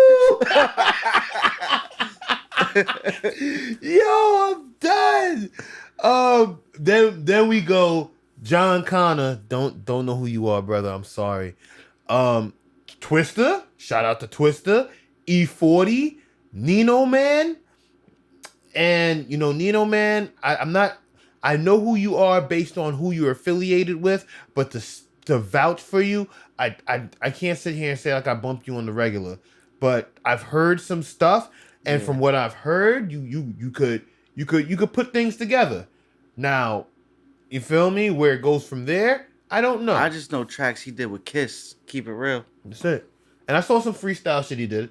His shit was dope. The freestyle shit was dope. It was dope. Nothing I would stop the presses for, but it was clean. You feel me? It was like, look at this. He getting his shit off. Shooter, don't know who you are. My son, shit, shout outs to you, fam. Like, I remember you from back in the day. Yeah, word up. You know what I mean? Now, but then what makes this so important with my son being at 24, that's where the original record was held with One Blood. Yeah. Now, everything from here on is all K Slay putting his vision on what the ultimate posse cut should be. So 25, Sauce Money. So who don't remember Sauce Money? Big Sauce Money. Yeah, big. Wait, this ain't a small pack of Sauce Money. This is a big pack of Sauce Money. Word up. So shout outs to you, Sauce, because we see you out there. Ice-T. Yo, that was dope. When Ice-T came, well, I'm into Lowrider and all that. You know what I mean? Shout out to the Crew Car Club. You know what I'm saying? Big shouts to y'all. But not just because he had the Lowriders in there, but yo, I was happy to see Ice-T on there spitting some gangster shit. Because I was tired of always seeing him on TV being a cop. Oh, man. It made me forget that he was a real gangster rapper. Yeah. You know what I'm saying? I forgot, what was it? Body Count? Cop Killer? Yeah, that was a real thing, a real group that he created. So shout outs to him. Then next we got Trick. Detroit's in the building. Shout out. Then RJ Payne, I don't know who you are. EA Ski, I remember you from the mixtapes back in the day. R.I.P. Fred the Godson. Word. Hold up. Before we even continue, from Sauce Money down, this is, with the exception of RJ Payne, because I don't know who you are, this next run is almost as good as the first 13 we just mentioned. Yeah, but the first 13 Yeah, so what? Sauce Money, Ice-T, Trick, Asterisk, RJ Payne, EA Ski, Fred the Godson, R.I.P., Loaded Lux, battle rapper. I think he's the only battle rapper on here too. Terminology. I remember him when DJ Premier brought him out. Word up. You feel me? Young Noble, Edie Amin. Brought out the Outlaws. Come on, man. Listen. Yo, shout out to K Slay though, man. This is a long ass song, but he grabbed everywhere, somebody from everywhere, Facts. Facts. north, south, east, west. No, that's a fact. He definitely grabbed. He went in his bag, and like you said, not and excuse me. Another thing too that I noticed: north, south, east, west. He also got old, new, and present. No doubt. Or if I said that right, past, new, however but you get what I mean, though. You feel me? Because he went into the chamber and got some favorites for us: Style, Chic, MOP, Sauce Money. Then he went and got Current, and even got Dave East and Benny the Butcher. You get what I'm saying? And then he got some cats who's still on the tail end or hanging in there, like Trick. Yo, he should have had more Griselda cats on there. You see, I'm a Griselda cat. You know what I'm saying? Of course, yo, he's repping for the merch. Yo, West Side, man, should have had. Yeah. Yo, West Side. Even if he done a hook and had West Side just spitting the hook, I mean that would have been ill. Or just doing the ad libs or something. Boom, boom, boom, boom, boom. Hey yo, you feel me? Oh man, this gas is whooping me. But from Loaded Luck, so we get Locksmith.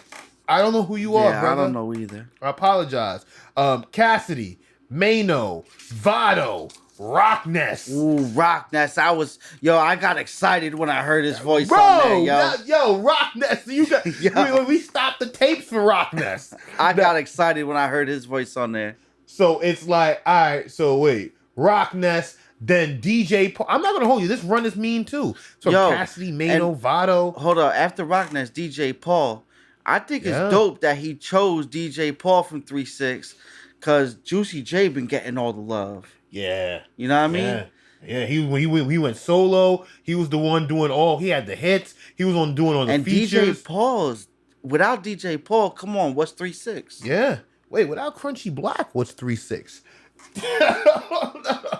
But wait, need I digress? McGruff, I'm believing this is McGruff from Harlem World, and if it is, big shouts. Stan Smith. Stan Spit.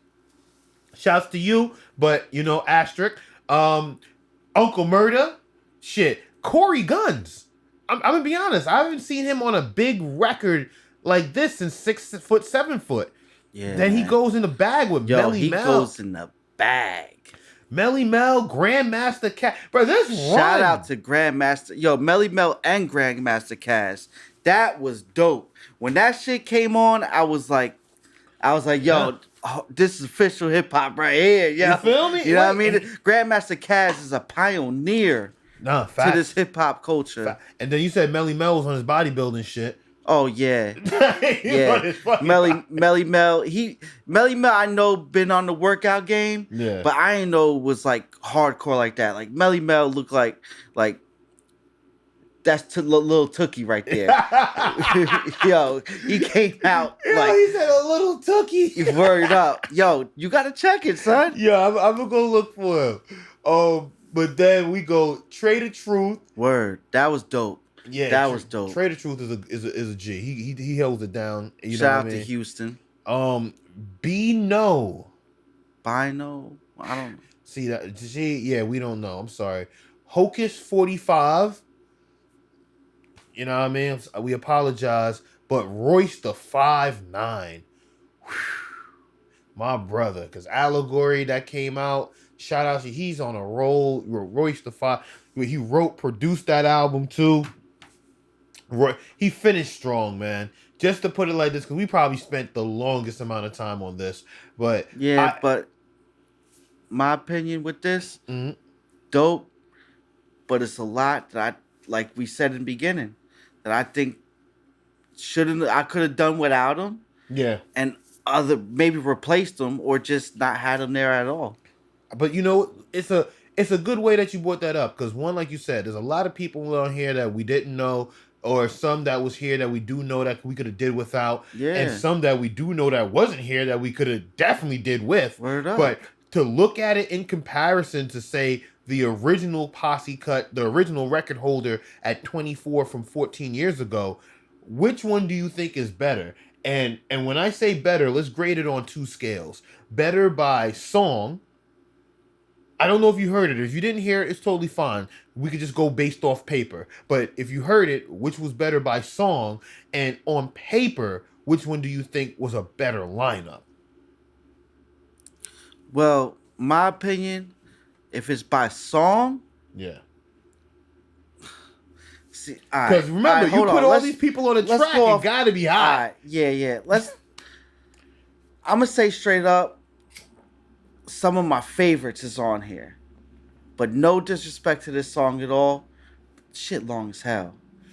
Yeah. Shit long as hell, and it got people in there that I could care less about, and fast forward through their verse possibly, just to get to like Grandmaster Cass, just because he's a pioneer. You know what I'm saying?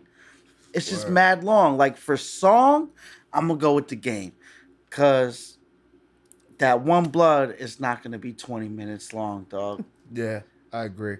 Like how this is with 50 MCs. No, I agree. You know what I'm saying? And like, it's a long time to keep it real. 50 MCs. If Cats, there was a double album era back in the day. I remember that. Yo, Wu-Tang, if I'm not mistaken, Wu-Tang might have started it off, the double album era, Wu-Tang Forever. Then it might have been Pac, then Bone, then possibly Biggie. Yeah. And I don't know if it was in that order, but I believe Wu-Tang started Everybody it. was dropping doubles. I remember It was a that. double album era. During that time, it was cool. But right now, drop a double album, Cats ain't got double album material like that. Yo, that's crazy. And just 50 MCs on one track. This is long, yo. I try to put one of my mans up on it. My mans, I chop it up with every day. Yo, Jay Don't Pay. Check this out. DJ K Slay. 50 MCs. He's like, 50 MCs? He's like, yo, how long is it? I was like, yo, like 20 minutes, 18 minutes. He's like, nah, I ain't got it in me. Don't even send it. I was like, oh, all right. I ain't even mad. But on the lineup, who you think had a better lineup? So you said The Game had a better song. This lineup was hardcore, bro. this DJ K Slay lineup was hardcore, yo. Just the way he started it. Yeah. Come on now. Just the way he started it. You started off with Sheik, Luch, and Styles P. Benny. And then roll into Benny. And then Ghost and Ray. Yo. Nah, you forgot Bun B. Oh, yeah. Bun B. Yeah. And Ghost and Ray. Oh, my God. Fire. Wu-Tang and D-Block, my two favorites, dog. And you gonna start it off with that? You sold me. But it's just too long, and I could do without a lot that's on it. Yeah. I could do without with Twista. Sorry. Right off the bat. I thought you forgot about that. But he's like, nah, he can't live. I could do without with Twista. Twista can't live. Nah, he can't live. Twista can't live. Like, yo, the host, like, I'm listening. I'm like, yo, all right, this shit, it's long, but it's kind of dope. And then out of nowhere, I'm like, yeah, nah, I'm not with this, yo. I'm not with this. I'll say this. I agree with you on the song because I believe The Game one was a better record. But I disagree with the lineup because I think The Game one was a better lineup because even though it was a long song for its time, I'm not going to hold you. This song is very long, especially now. Yeah. Like you said, niggas ain't got time for that. Yeah. But the Game song was long then too. Well, I don't want to say it was long because 2006, a 4-minute song was like normal. Yeah. So to go, 8 minutes or 10 minutes, I don't know. You could have probably did it. And then the people who The Game had was, if I still have that lineup on the screen, was crazy because, like I said, a lot of these people you wanted to hear from them. Jim Jones in his prime, especially during Snoop, that time. Yeah. Nas, T.I., Fat Joe, Lil Wayne, Nori, Jada, Styles, Fab, Jewel, Rick Ross. You see, I'm going. Hold up. Twista made it on both I know. Posse cuts? Yeah. Hold on, wait. How did Twista? Shout out to Twista. Nah, no shout out to Twista. Hey, yo, he made it on both Posse. Wait, so hold on, just to point this out, because E40 did too, and Bun B. And Styles P. They made it on both Posse cuts. E40 slept on. Wow, yeah. But just to think about that, just to put that in perspective, to be relevant 14 years later. Not saying that none of these artists aren't, because a lot of them are. A lot of them are. But then a lot of them aren't. Mm-hmm. Mm-hmm. So to see that at least 5 or 6 was to make it on the new record one. Yeah. Big shout now out to that. go back, in my opinion, with K-Slay having a harder lineup, it's because I got excited when I seen these old school cats on there. Like, come on now. Yeah, you're right. The last time I heard Rock Ness on a track, a new track at that, come on now. M.O.P. Well, M.O.P. still doing their thing. Because if I'm not mistaken, didn't Lil Fame come out with yeah, he did come out with it. That's just hard. I don't know if you heard it. Lil Fame and Sean P. Album what? together. An album? Fire. Wait, Fire. Sean Price? Lil Fame, let me pull it up. Oh, Son, God. fire. I did not know that. Yeah. Shit. Hold on. Some old shit? 2019. What? It's called Price of Fame. Sean Price and Lil Fame. What an album, not title. So what is this, like mixes, or this is like new verses, or?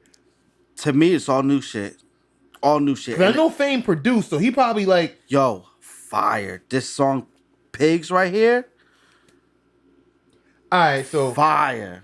I gotta go in my bag. I gotta go into our bag. You know, wait, we showing our age right now, so this is the type of music we want y'all to go check and listen for, because this is what we gonna be checking and listening for. Yo, and especially the way Ghostface hopped on this track, like, yo, just to hear these old cats that I haven't heard in a minute. Yeah, you know what I'm saying? Like, it was dope, yo. Wait, but AZ? Ghostface is still relevant though, because he's still dropping multiple albums, yo. Yeah, wait, and I know I'm going off, but I'm happy to hear from AZ too, because hell yeah, AZ made a run. Because I'm not gonna hold you, until this year, AZ been very quiet. He made an appearance on When's this the last song. time you even said AZ? Wait, and King's Disease, he was on that Nas album, but outside of these two appearances, nope. I'm not gonna hold you. Nope. And Saigon too, like Saigon. Yeah, I got excited for Saigon. I was like, Saigon? I haven't heard from Saigon Word in a up. minute. Word up. So it's just like, and yo. and to have Ice-T back where he started, spitting some G shit.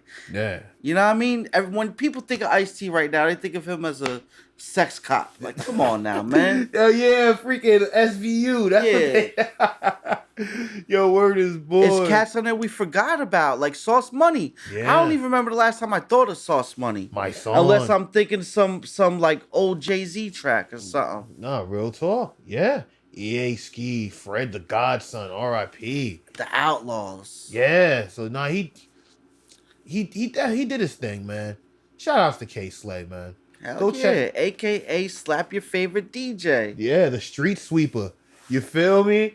But I do want to say this though, because while we get the next topic, is that you said that double album shit. I was like, no, you right, because this is just a sidebar. I'm like, oh yeah, the double album era. yo, the double album era was such a special time, because you look at it now, like you said, cats aren't making that.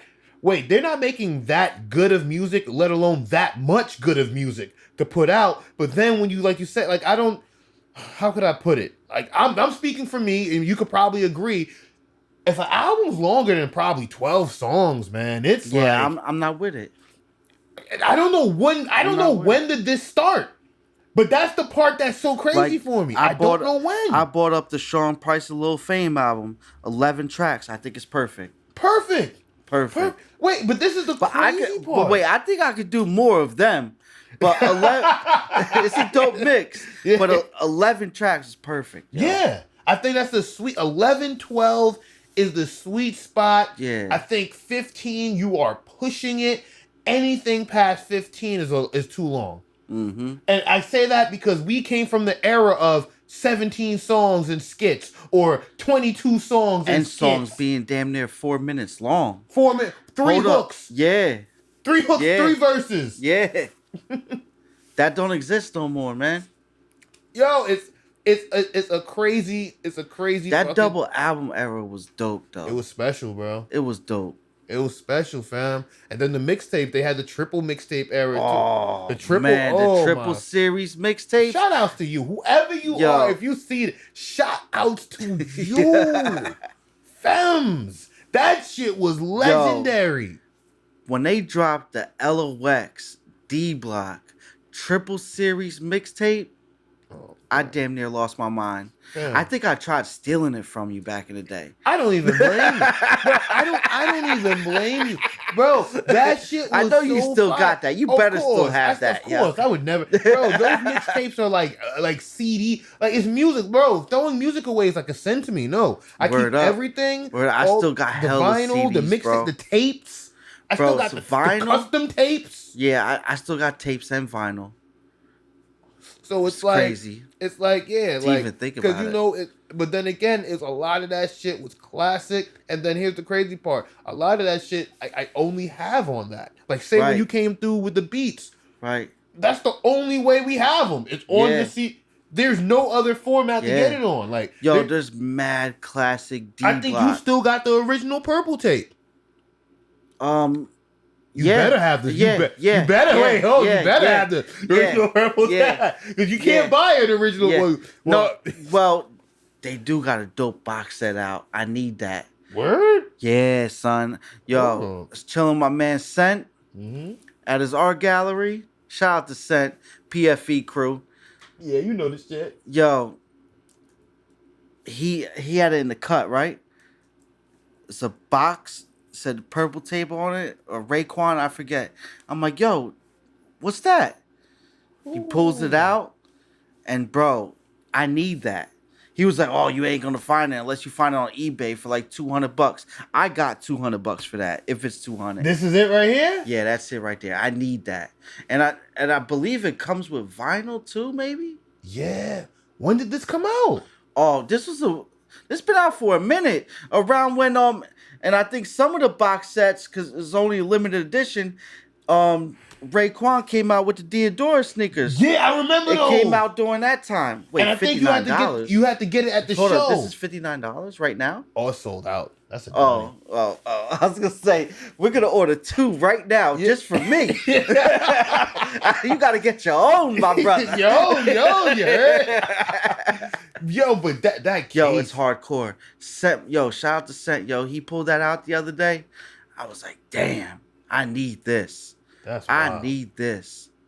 That's fucking wild. And I still got 2 black radios that we used to bump, the Panasonic and the Sony. Shout outs to them, bro. The black radio days was so classic, man. I'm not even gonna hold you. That was just like, that was hip hop. Like, that was, but man. that, you know, we showing our age again, but that was like the era of the golden mixtapes. Damn, it came. Tell me that ain't dope, yo. That's hard. I didn't know it came with the art book too. Yeah. That yo, case it's dope. of tape, that's hard. Yeah, I might have to. Yeah, like you said, I had 200 for that. Yeah, word up. I got 300 for it. That's hard.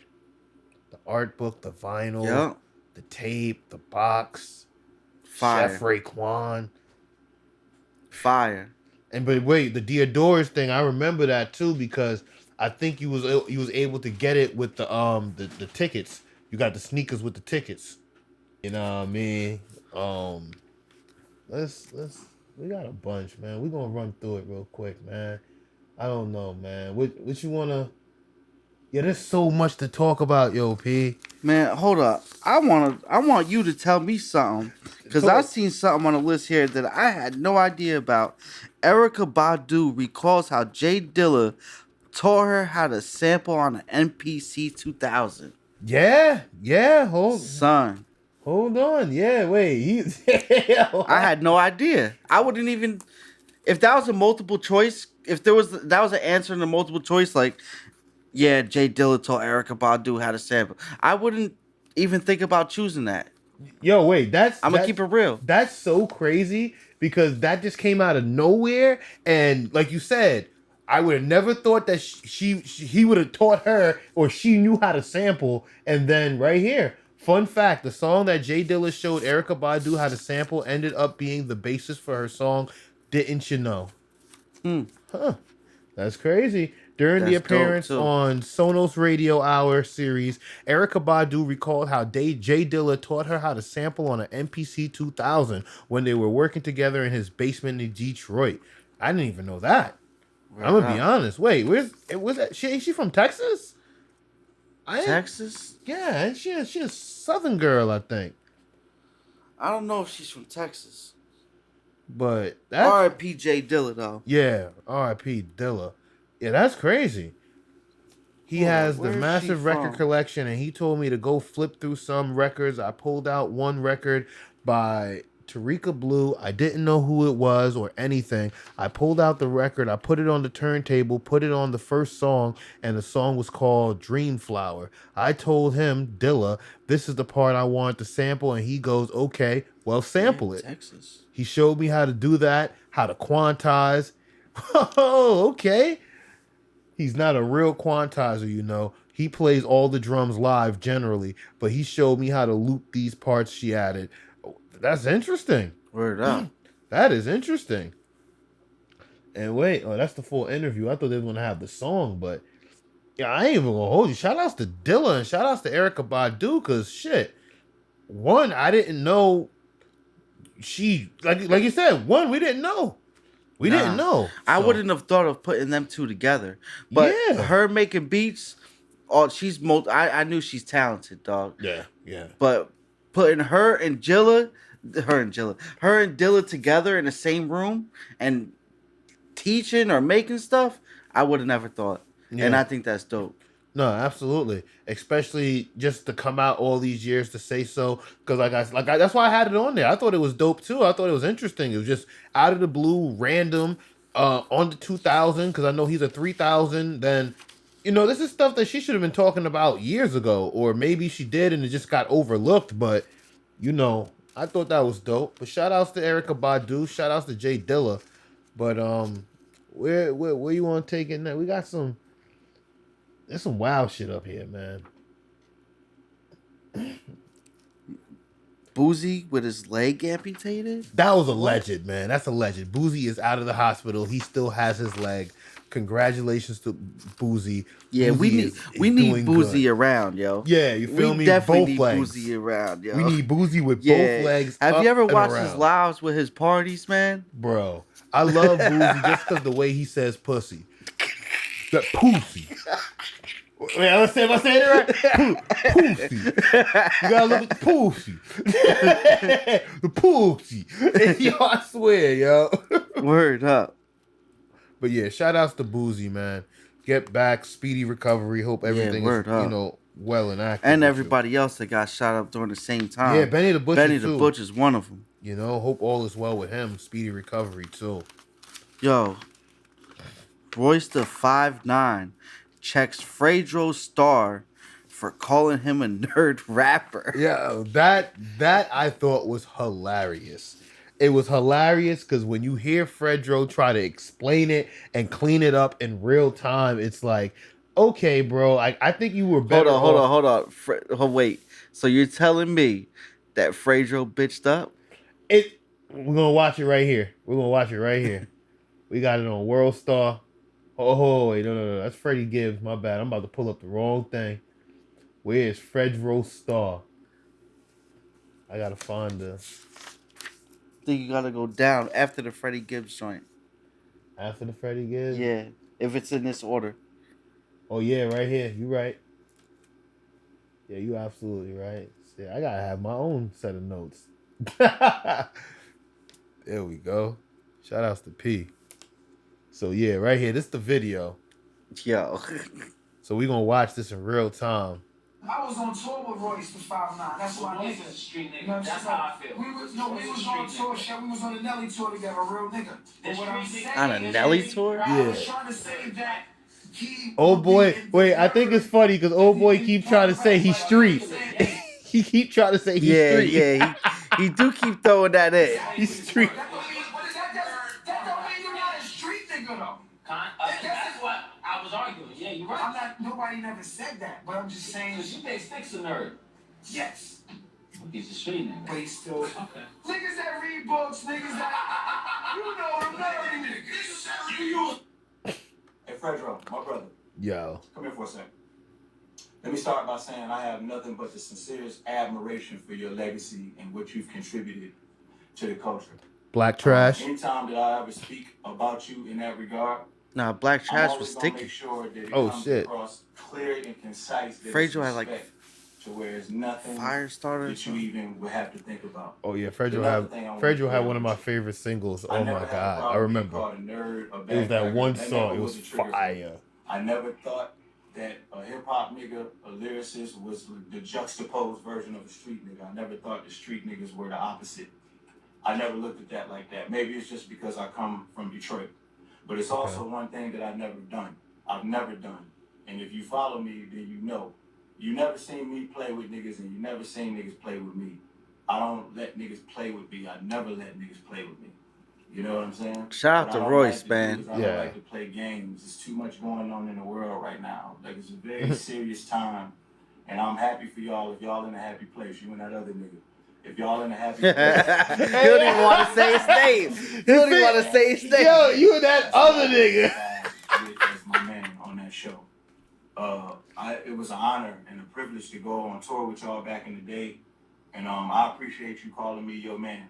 But I would be remiss to not be completely transparent with you right now, legend, and let you know I am not your man.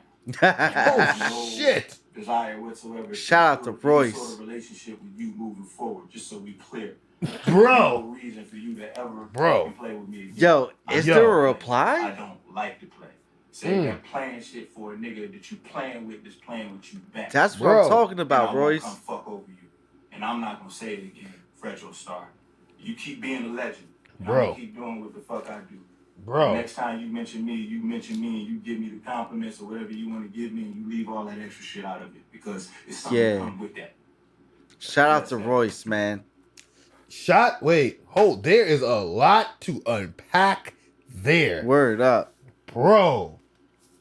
First off, like, to echo what SP the Dope said, shout outs to Royce the 5'9". Word up. But at the same time, that started off one. I like breaking. I like dissecting shit. Don't mind me. I'm on my science shit. So first, the host kept trying to throw in Royce is a street nigga. Yeah. He's street. Yeah. He's street. Yeah. You feel me? So I feel like he was trying to warn Fedro, like, yo, chill. You don't want to bark up that tree. Yeah, you know, you you don't don't- make a wrong decision right Yeah, here. you feel me? You don't want to do. I wouldn't suggest this. So he keeps trying to warn him. Then after he dissects it, it's like, I bet he tries to explain to him what he means, and he uses I forgot, something sticks or as the reference or the measuring stick for comparing Royce to 5'9", which was still another mistake. Royce comes on very humbled, very calm, and I point that out because about 30 seconds towards the end of that, he turns it all the way up. And he lets you know, look, you are not my mans. Yeah. I do not consider you my mans. I do not look forward to making any type of relationship with you. And do not play with me. Yeah. Or do not, like... The way he came off, the way if I was Fedro, Yeah. and I was watching that video, he's talking about me, I'm like, yo, this might be on site if I see him. No, absolutely. Because this was just wild crazy. I'm not going to hold you because for him to take it, but this goes back to like what we was talking earlier. And I hate, it's like, I'm not trying to keep, like I only hammer points in my head or I keep bringing, it's because I'm noticing patterns with shit. Like say right now, Royce the 5'9", his clock is different. Yeah. His clock is very, very different. And let's use this example from this same clip. Where was Sticks? I don't hear Sticks' response. No one is saying anything. Does Sticks even care? I think Sticks is probably even being honored that his name is even brought up in the set. You get what I'm saying? But Royce the 5'9", he cares. He could have went without the mention. He could have went without all of it. Because the way his clock is set, like, fam, if you're going to mention my name, you mention it with the proper regards. If not, it's going to be some other shit. Because you don't want to say my name in any other way. And I'm like, wait, that went left quick. And to Fedro's point is that I understand what he means as far as like, yo, I guess he's trying to be like he's a lyrical rapper or he read like, cause like Cannabis, he used to read the dictionary and whatnot. But to get it to this point, man, nah.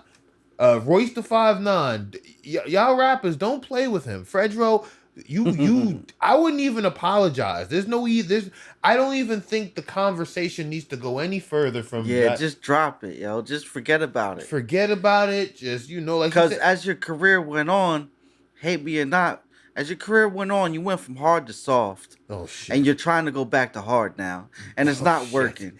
Oh shit! It's not working, yo. Shit.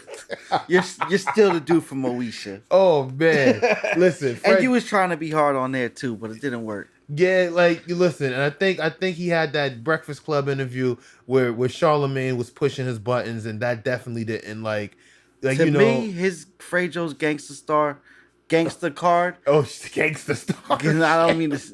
Fedro's gangster card left me after the Shut 'Em Down album. Oh wow! That's a long time ago. That's a couple decades now.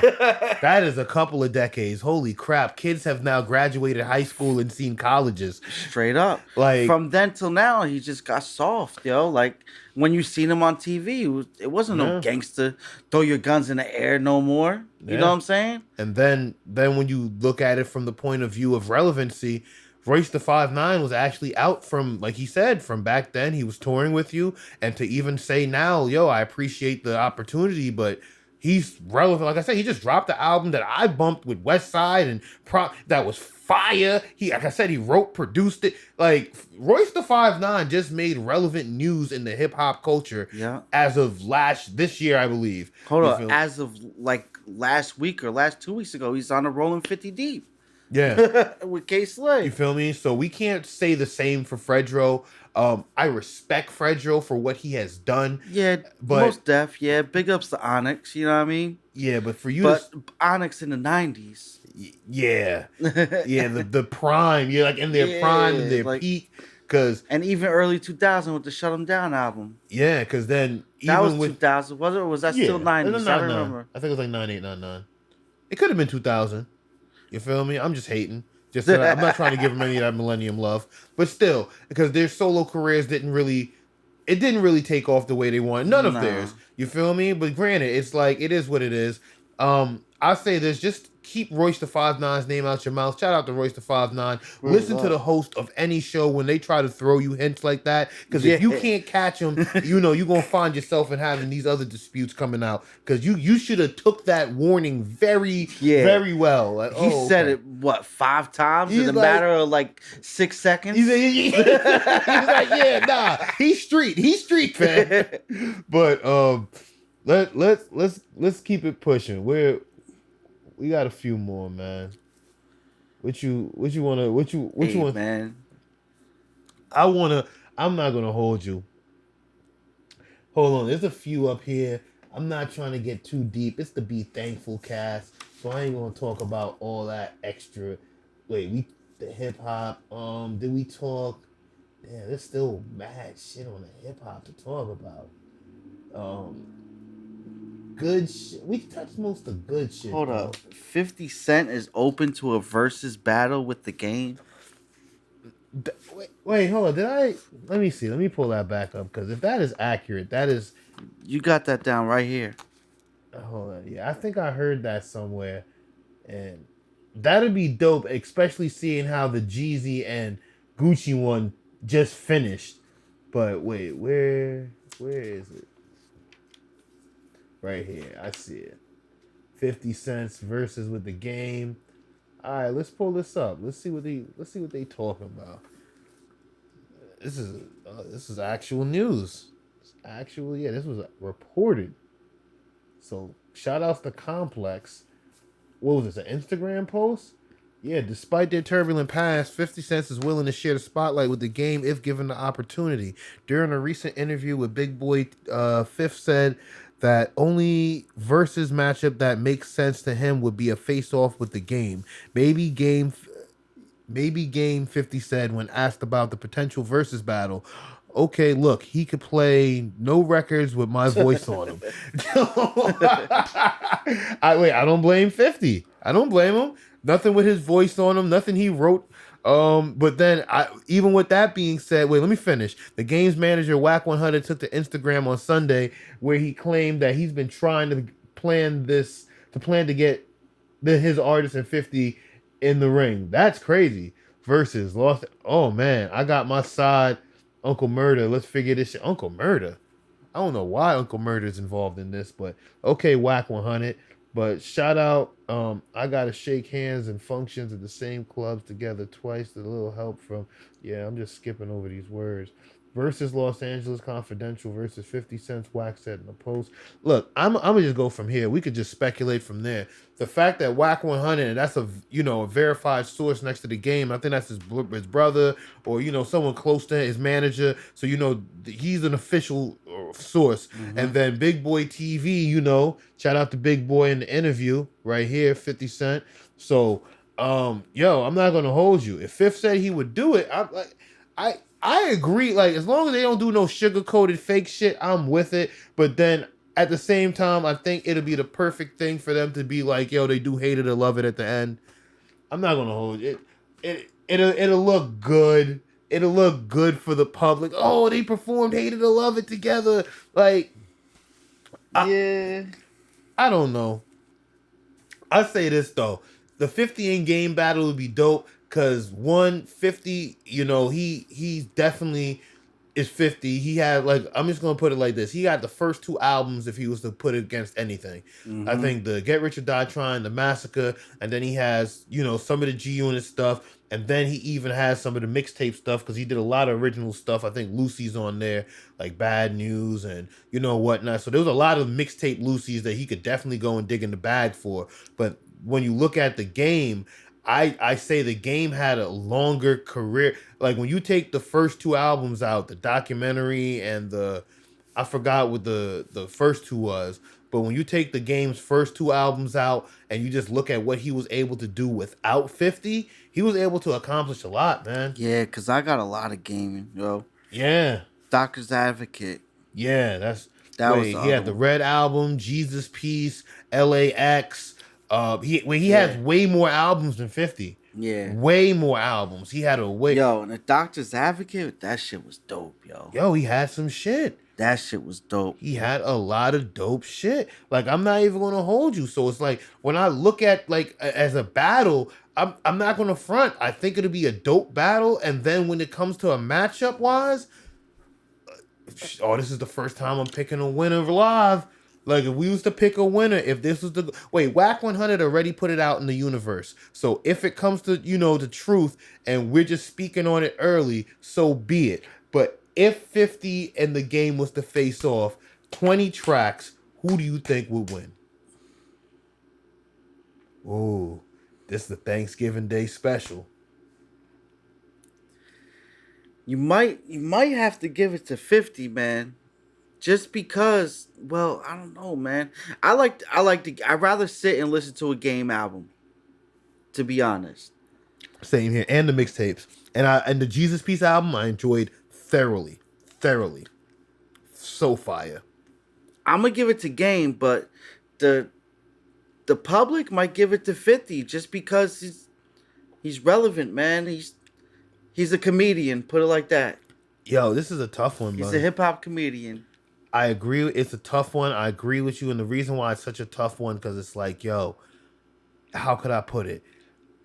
50, it's like the East Coast bias, the New York East Coast. It's like I feel wrong if I was to go with the West Coast. Yeah. I'm just going to be honest. Yeah. So I agree. Due to my bias, I am rocking with 50 for a hard win. But due to the fact that I rocked with Game and I do enjoy a lot of West Coast music and say the mixtapes, like I said, Jesus Peace, I don't know if you heard it. That Jesus Peace album was crazy. That was the last one that I was like, yo.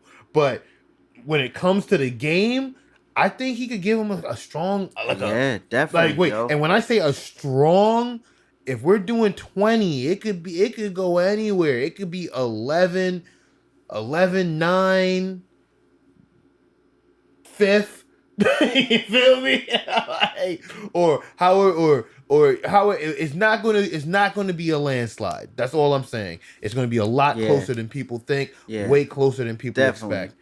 So I that's how I feel as far as with that. As far as the game, if and fifth was the matchup, that's just that. But shit, I ain't gonna hold you. I want to touch on this because this is What you fucking got? hilarious. What you got? This is hilarious right here. I'm just gonna jump into this. This right here, man. I thought this was so crazy because I didn't think this was real. So, if you remember Scared Straight from back in the day. Yeah. So, Whoa. right here. So, right, the transgender Scared Straight star Miss Foxy accused of dating teen boy she's scared What? straight. And first of all, stop saying she, because she is a he. Yeah. You're absolutely right. But this, my nigga, is Oh my God.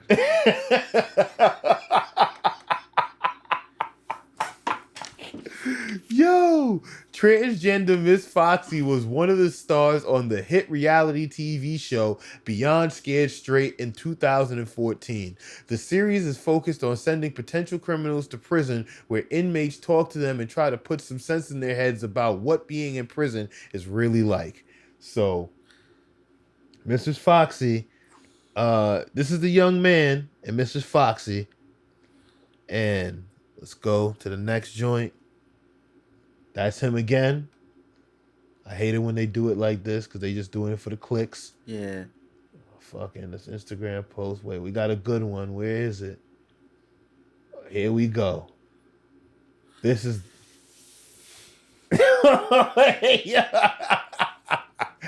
Now.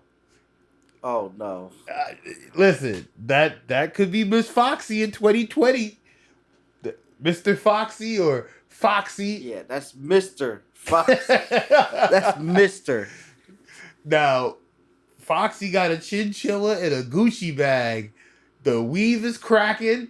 And so what? Chanel with the nails, a drink, and it's definitely grabbed onto a young man that resembles the gentleman that was previously shown as a younger man in Scared Straight.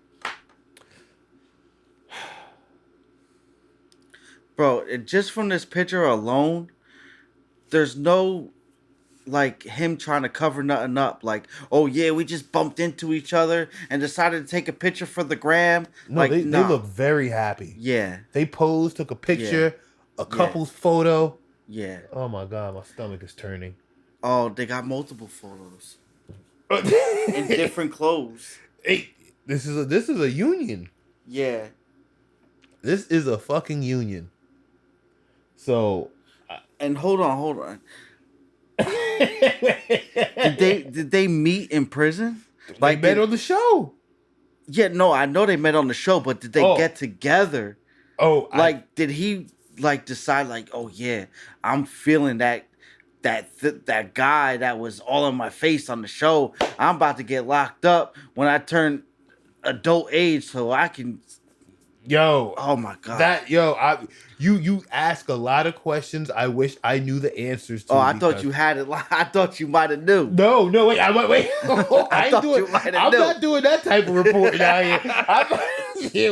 I am doing just opinion-based journalism. I'm not out here finding sources and doing. Oh no, brother. I'm not digging that deep. Hold on. He's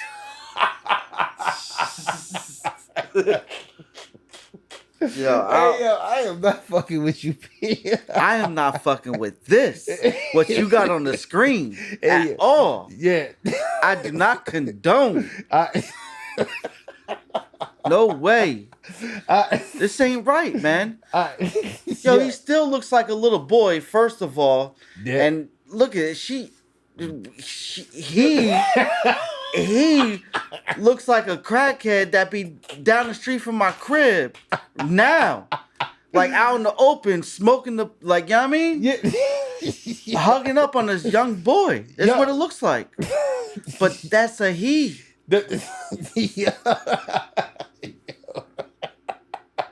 Nah, man, this ain't cool, yo. Yo, This ain't cool, man. The Sherbalada with the tequila is catching up. This ain't cool, bro.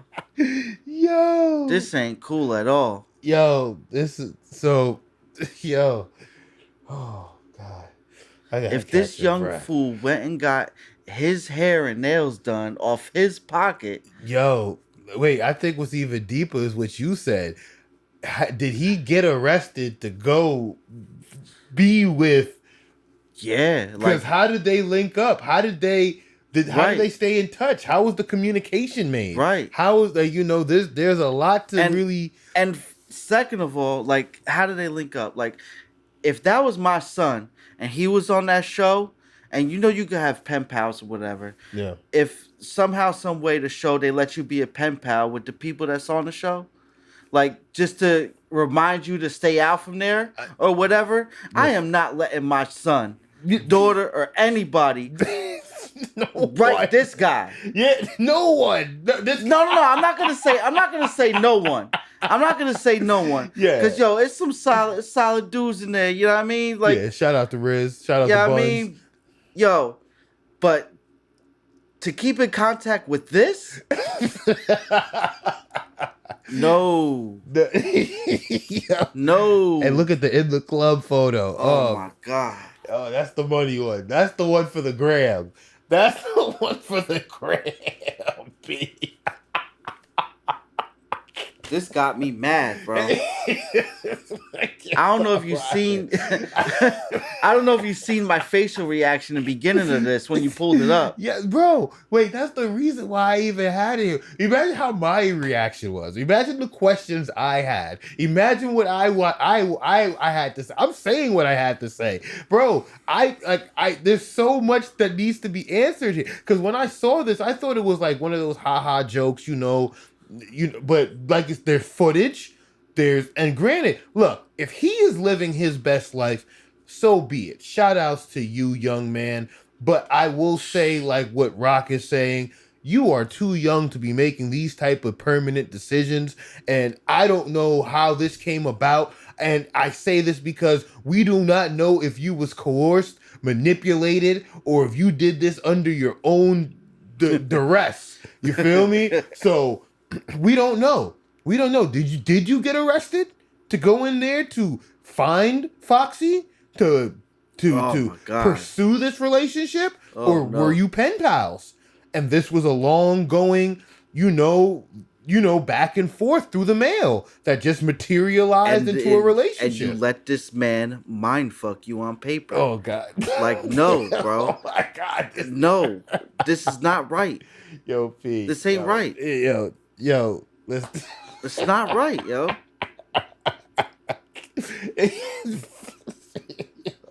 It's not right, man. Yo. You're supposed to go to that show to learn right from wrong, and obviously you did not listen.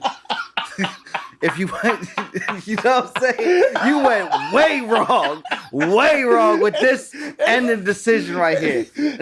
Yo. Damn.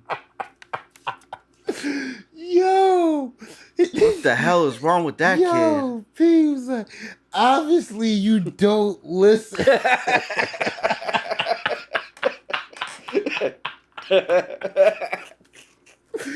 Oh man, I am done. This got me. All right, wait, look, let's move on. Let's get out of here. Yo. This is too funny. Let's hop in the G ride and go to the next lane, man. Yeah, this was too funny. All right, right here. All right, this was good. Let's go to Media Takeout, get some more fucking fire. Wait, what you pulling up? Atlanta Man. Oh, this was hilarious. No, this wasn't funny. But this is so crazy because it was like, yo, I can't believe what I read. Like, what? And then it's like, listen. Media Takeout reports. Hold on. Let me get these ads off the motherfucking screen. Atlanta man beats woman and pulls gun because date costs too much. Listen, I don't know how this. And hold on. He pulled the strap on shorty that he was with after he beat her. After he beat her because she possibly went and decided not to order from the dollar menu?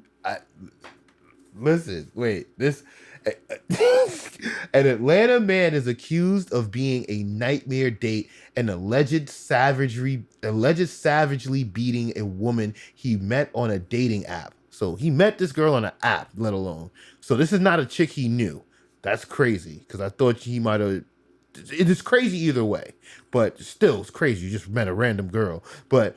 Media Takeout News has learned the woman claims that the man has told her the date cost too much, according to a report from Atlanta Channel 11. Benjamin Francher arranged to meet Brittany Courier, I apologize, ma'am, on Wednesday night after matching with her on the dating app Hinge. According to the local TV station 11 Alive, Brittany said the first date with Ben started off smoothly with him. Even meeting her family. So they got a little time in. Yeah, and friends, but the night took a turn for the worse, according to Brittany, after they left Hyde Lounge in Buckhead together.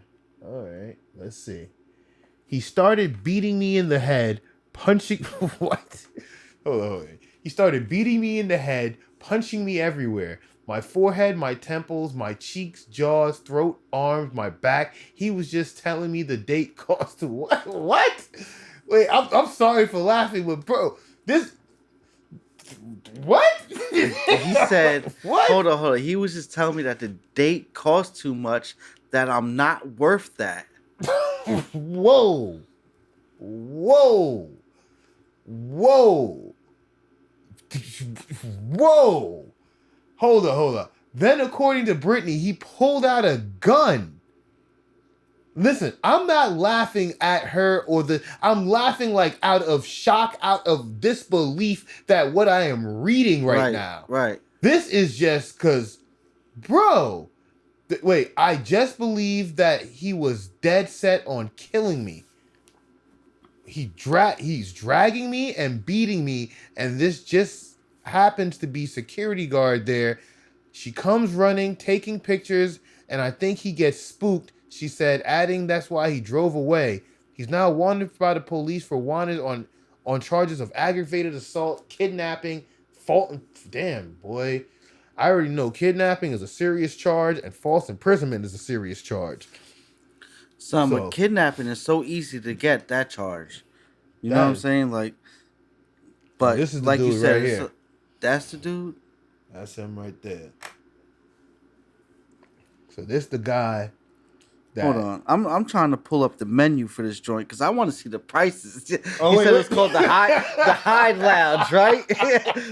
That's what you said it's called. Yeah, the Hyde Lounge. Oh my God, I can't believe this is what you're doing. Pulling up the My bad. Go ahead, proceed. He's pulling up the prices. Bro, What? it's pizza, wings, and burgers. How expensive could it be? But it says gourmet style pizza, wings, and All right, burgers. pull it up. Let's see. We're looking right now. No, proceed. Wait, so as a disclaimer, I want to say this. No woman nowhere ever deserves to get beaten for anything, especially a date, especially with a man that she met off of an app telling her what her value is. Let's just put it there. You shouldn't beat her into a pulp or at all for any. If the date, I'm gonna be very honest, and I'm just coming from a very liberal point of view. The moment you start seeing the date cost too much, that's where you start telling her, look, where's your half? Or we're not gonna, somebody's washing dishes, or we're just jumping the bill, or there's many ways to alleviate the bill being too much that doesn't end with her being savagely beat at gunpoint and being dragged from and throughout a car. Right. I'm just being honest. Just being honest. This is just... Bro, and this place ain't even that expensive. If you're ordering 20, like the most 20 wings, yeah, it's $18. Everything else is less money than that. Unless you're gonna order more wings, of course it's more money. Come on. So he was a broke motherfucker. Majority of the stuff on this menu is from $10 to $15. Oh, so we were dealing with a broke motherfucker. That's what the issue was. The issue wasn't that the menu was too expensive or she was not worth it.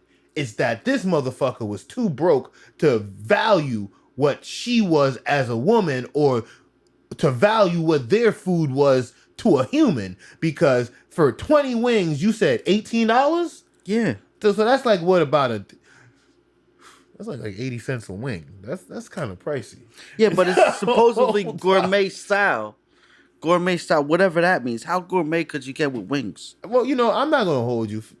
80 cents a wing, that's not bad, Still, gourmet 80 cents for gourmet wings. But they got a large pizza for $12.99. Yeah, nah, come on. He was on his broke nigga shit. Stop it, ladies. Please. Like, we need, like, one. Bro, you can get a large buffalo chicken pizza for $15.99. Come on, stop it.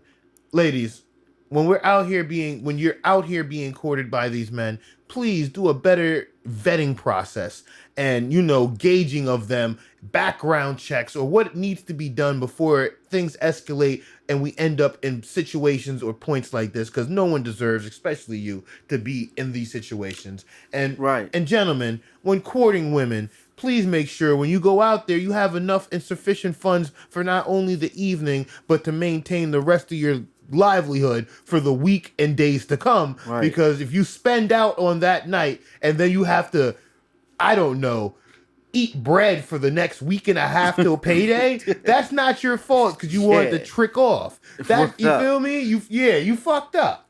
And it's not even like he went to a place to show off that he got it. Come on now. I'm mad that you went and looked up the menu. Hey man, I was just curious. I was like, yo, cause I've been to some places that's cheap, and then I've been to some other places high class where you paying like $30-$40 and I'm not even getting full. Yeah. Keep it real. Yeah. I'm thinking it's one of those places. Yeah. But he took it to the chicken shack, the fancy chicken shack. Pretty much. He took it to the fancy chicken shack. It's just literally pizza, wings, and burgers. That's their menu. This is crazy. And he said she was too expensive for pizza, wings, and burgers. Not good enough. Lord forbid if she asked for body flay. Not good enough. Not good enough. Wait. Not good enough? I thought he said too expensive. Hold on. Yo, he said cost too much and not good enough. Hold on. We should pull this out in the interview. It costs too much. Not worth it. Oh yeah, not worth it. Yeah, same thing. Not good enough. Not worth. She was not worth the date. So I'm assuming he got a burger, some wings, and maybe a pie. He probably spent $50. So he spent $60 on a date. Wow. I'm just trying to think like, yo, that's what it took for you to get to the tipping point? $60? This is just pure madness. Pure madness. Bro, even if he works a bullshit job, you know what I'm saying? Yeah. You're making at least $60 in one day. At minimum. At the worst job. Yeah. Even if you're getting paid cash. That's why I said a bullshit job. You're making at least $60 in a day. Minimum. So for you to be like hard pressed for this dinner that you... And wait, this was in Atlanta, I think, because he had a gun. Yeah, so everybody strapped up down there. So he pulled out the strap like, listen, shorty, this date was too much. So I'm just assuming, how much was the gun? It was definitely more than his wing joint. You get what I'm saying? Like, wait. Whether he got it off the street or the store. You get what I'm saying? So wait. So I'm assuming the gun with the bullets was worth more than a night with a beautiful woman? Let me see. Was she a beautiful woman? Of course she was a beautiful woman. I wouldn't want to suggest that she wasn't. Yeah. If this is what she looked like prior to meeting you, that's a beauty. That's a beauty. So you telling me $60 for a night with that? Not to assume that that's wait, let me not. That's misleading. That's misleading. But I'm just saying. Wait. Stop. What? Stop. What? I know what you're doing. Stop. I'm just saying, if you was to go out and pay $60 to go on a date with her, that is not a bad bargain. $60. Lord knows if you play your cards right. Bro, I can go out by myself and spend $60. So wait, how much was he spending on himself? That's a great Word bring up. up. So if $60 was too much on a date, I'm assuming half of that is too much for yourself. $30. He's not eating $30 meals. I'm not saying this is definitely not right, but I want to hear his side of the story. Because what the hell does she do that she's not worth a meal in a wing joint?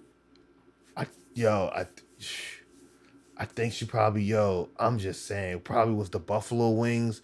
Even at $100, bro, I go out with Rachel and the bill is no less than $100 and something dollars. You know what I'm saying? I'm just like, I don't know. Maybe this is some East Coast shit and that's just normal and regular.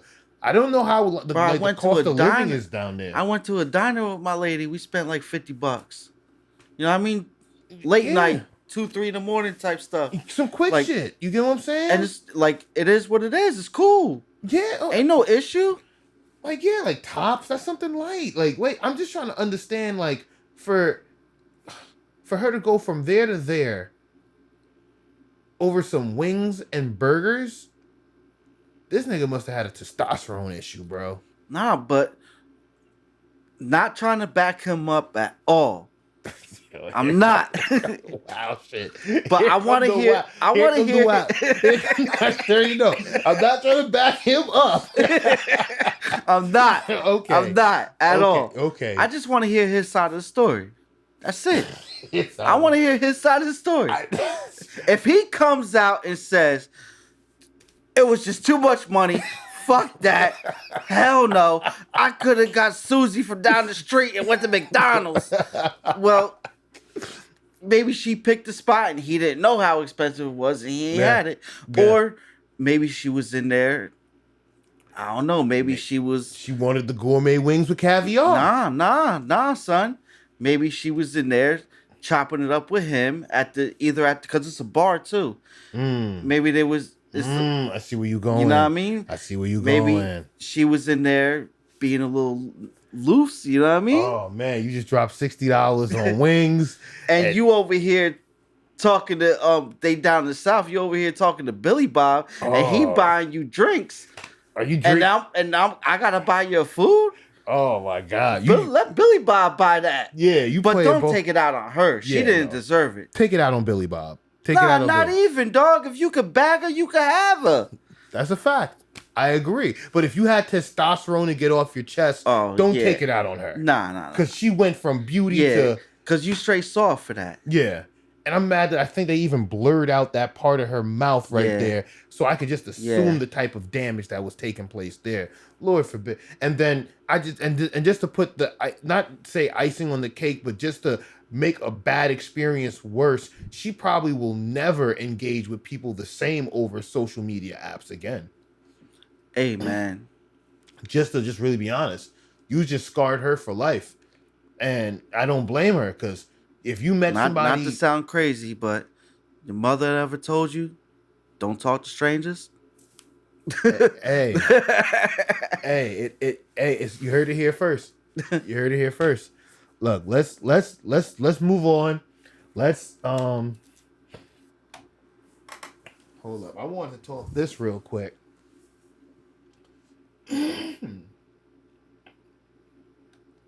I thought this was interesting because, only because I try to keep one little bit of weed segment in there. We got a few more, but I definitely had to touch on this. Shout out to NJ.com, keeping us hip to the latest. And their obscene amount of ads, but niggas gotta get paid. So lawmakers plan to pass a legal weed bill on Monday. Depending on when you're reading this, Monday could be whenever, but we're just going to say lawmakers has agreed to pass that bill. Now, here are the disputes that stopped it from happening. Oh, this could be a banger, man.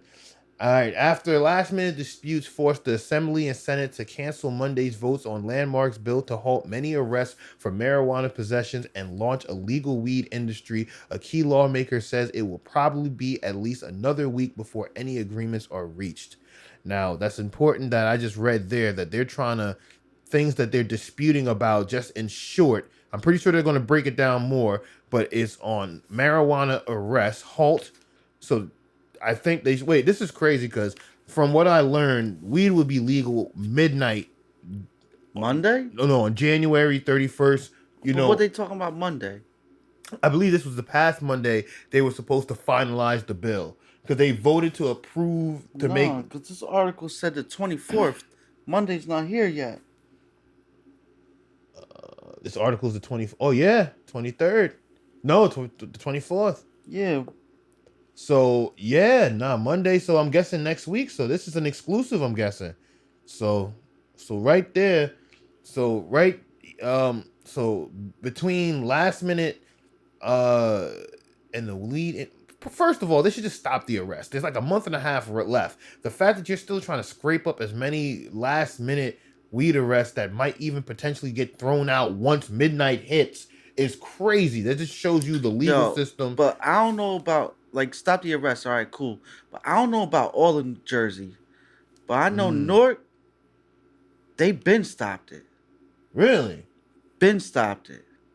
Well, they did decriminalize it a while ago, but that's great. Wait, they don't arrest anybody for. That's good though. Confrontations that I was around when it was going down, I ain't have nothing on me. You know what I'm saying? But cats I was with had it on them. Yeah. They got a ticket. And depending on the cop, whether they were gonna take it or not. Some of the cops let them keep it and wrote a ticket. Some of the cops took it and that was it, or took it and a ticket. That's crazy. And this is going back from 2016, 17, I'm talking, till now. So shout outs to Newark for just being progressive on the stand front. But Grant, I'm guessing like you're talking like small personal amounts. Yeah, I'm not talking about yeah. coming out here like Afro, man. You know what I'm saying? All right. Just trying to make sure. But right here, Senator Nicholas Scutari. Yeah, this was the guy I was wondering about. Yeah, he's an important name. This is the guy everyone who wants to know about weed legalization in New Jersey should pay attention to. This is just a sidebar, but Scutari, D-Union, who sponsored the legislation that will guide the marijuana industry, said Monday he hasn't lost hope that the two chambers can come to agreement quickly. I think it was just people taking a break, he said. There were enough talks every 5 seconds for days and days. Although voters approved legalizing weed on election day, lawmakers need to set the market. Okay, lawmakers need to set the market before anybody could actually buy legal weed. I agree. So when they say set the market, I'm wondering what that means. But and stop police from continuing to arrest people. Yeah, I agree. I agree on both of these. For marijuana possession, absolutely. So they want all this done by January 1st. That's what I said. This should be, well, it should by January 1st, from what I read or reported previously, you should be able to enjoy weed legal in New Jersey. Yeah. But like they said, this should all be in place by January 1st. Because if it's legal to enjoy, but police are still arresting you for marijuana possession, that kind of contradicts the whole, point of it. So yeah, we need to get that taken care of and set the market. Is cats still getting locked up? Like, all right, stop the arrest, but maybe cats is getting locked up on some like treating it like alcohol, drinking in public type shit. Or no? Honestly, I still think that's a push because it's legal. Well, granted, you can still get arrested for that. Yeah. You could go in a liquor store, like you could walk down the street, drink all you want. Yeah. But if a cop comes, you either getting a ticket or I think it's just a ticket, man. Yeah, I don't think they would arrest you. I think drinking in public's a ticket. Then still, I put it like this. I still think it's a bit much to arrest you, still, even for just consuming it, let alone possession of it, even in a legal state. Because I heard reports that people are smoking bud in front of LAX. And this is Los Angeles. Well, so I can imagine what New Jersey's going to look like. When I was in Vegas, it seemed like cats were smoking bud everywhere I went. So wait. Everywhere. I could imagine what New Jersey's going to be like. It is just going to be on the EWR. EWR for the people outside of the state. Newark Airport if you're a hometowner. But you feel me? Yeah, I can see them right now. They're going to be out there puffing right in front of everything. So But look, yeah, lawmakers need to do something. But by Now, January 1st, hold on. I don't know if you talked about this on the previous podcast because I didn't check in on the weed part, not all of it. But what about people that got prior charges, like stuff yeah, that's on their jacket? Like yeah, I do. yeah. And it was holding me back from a lot of stuff. Does this go away? No, that's a fact that I spoke on it briefly because they didn't really like what you say right now. They didn't really say anything. They didn't say anything about like right now stopping arrests, expunging the records, letting people go. Like, wait, there's a lot to go because right now, like you said, your records need to be expunged, especially anything within the last 10 to 20 years needs to be expunged, cleared, and cleaned because, like you said, it's holding people back and this is now legal. Two, anyone that's been arrested, like my boy, like I said, he's been arrested since January 14th of this year for marijuana. Granted, it was for a grand amount, nothing too grand, but say like a couple ounces. But he's currently still in Delaney Hall waiting or pending a release. And now I think his situation is such a sticky one because I would say don't agree to nothing. But then it's like you got to stay in there for another month and a half. That means miss Thanksgiving, miss Christmas, miss all of that because the shit's going to be legal January 1st. So if you agree to anything now, you're going to have to wait for them to retroactive everything. Or I don't know how good your lawyer is. I don't know how good the law is. I don't really do law. This is not the place for that. But I'm just assuming you agree to a plea deal now to come home for take these charges or whatever the case is. For a month and a half later at midnight, this shit is now legal and they're expunging or what's even crazier? Or what if there's no writing in the bill for that? Because like I reported that they will not be allowing you to grow your own bud. So if you can't grow your own bud and say they're not expunging records or say they're not letting people go who have been arrested, legalization of marijuana only is on a very basic term. My bad for jumping in. It only describes legalization. Yeah, you feel me? Like the regular cat, like majority. Oh yeah, it's getting legal. Da da da. Which cats I know they were excited the day of they heard it.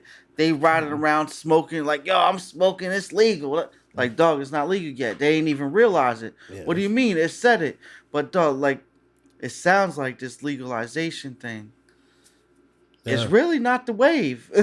It's not. Kind of like the like NJ. It's dope they make it illegal, but the way they're going with it, like it's whack. Yeah. It's so many restrictions, so many regulations. Like, hold on, wait. January 1st, the constitutional amendment takes effect, but nothing is passed as lawmakers have haggled for weeks now. I know what that means. Just back and forth, trying to get a better deal on what they need. Last week, last minute changes derailed efforts to advance Scrituri's bill to set rules for legal marijuana industry.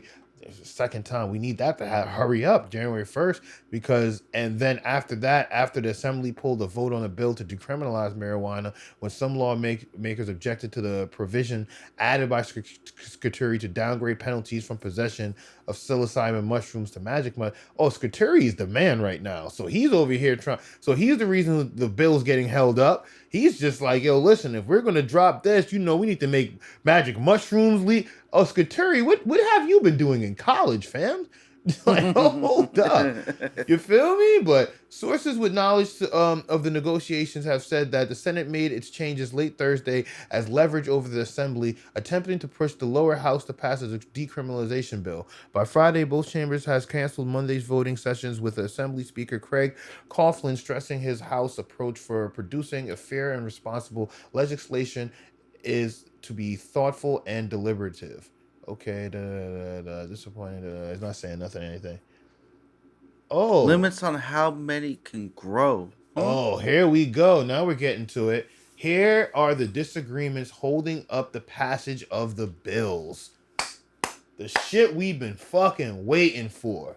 Okay, limits on how many can grow recreational weed. Oh, so they're disputing that. The Assembly version of the bill currently allows the Cannabis Regulatory Commission to license only 37 marijuana growers during the industry's first 2 years. Wow.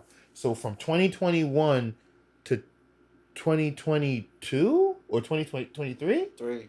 Okay, yeah. I'm sorry. My math is off. Only 37 people will be legally licensed to grow marijuana. Wow. That would keep the industry small, benefiting existing medical marijuana operators who will be allowed to sell weed they grow to the public. That's crazy. So, like I said, it's going to be mad Yeah, regulation. it's Like I said before, you can't grow your own. it's whack, man. Kind of like what the NJ Weed man was saying. It's like, but the Senate version does not away with the limits entirely. That's what Governor Phil Murphy's office wanted to see done. Okay, yeah, get rid of the limits. Hoping that opening up the licensing process would also allow the marijuana industry to grow quickly and drive out the illegal market. I agree. I strongly agree with that.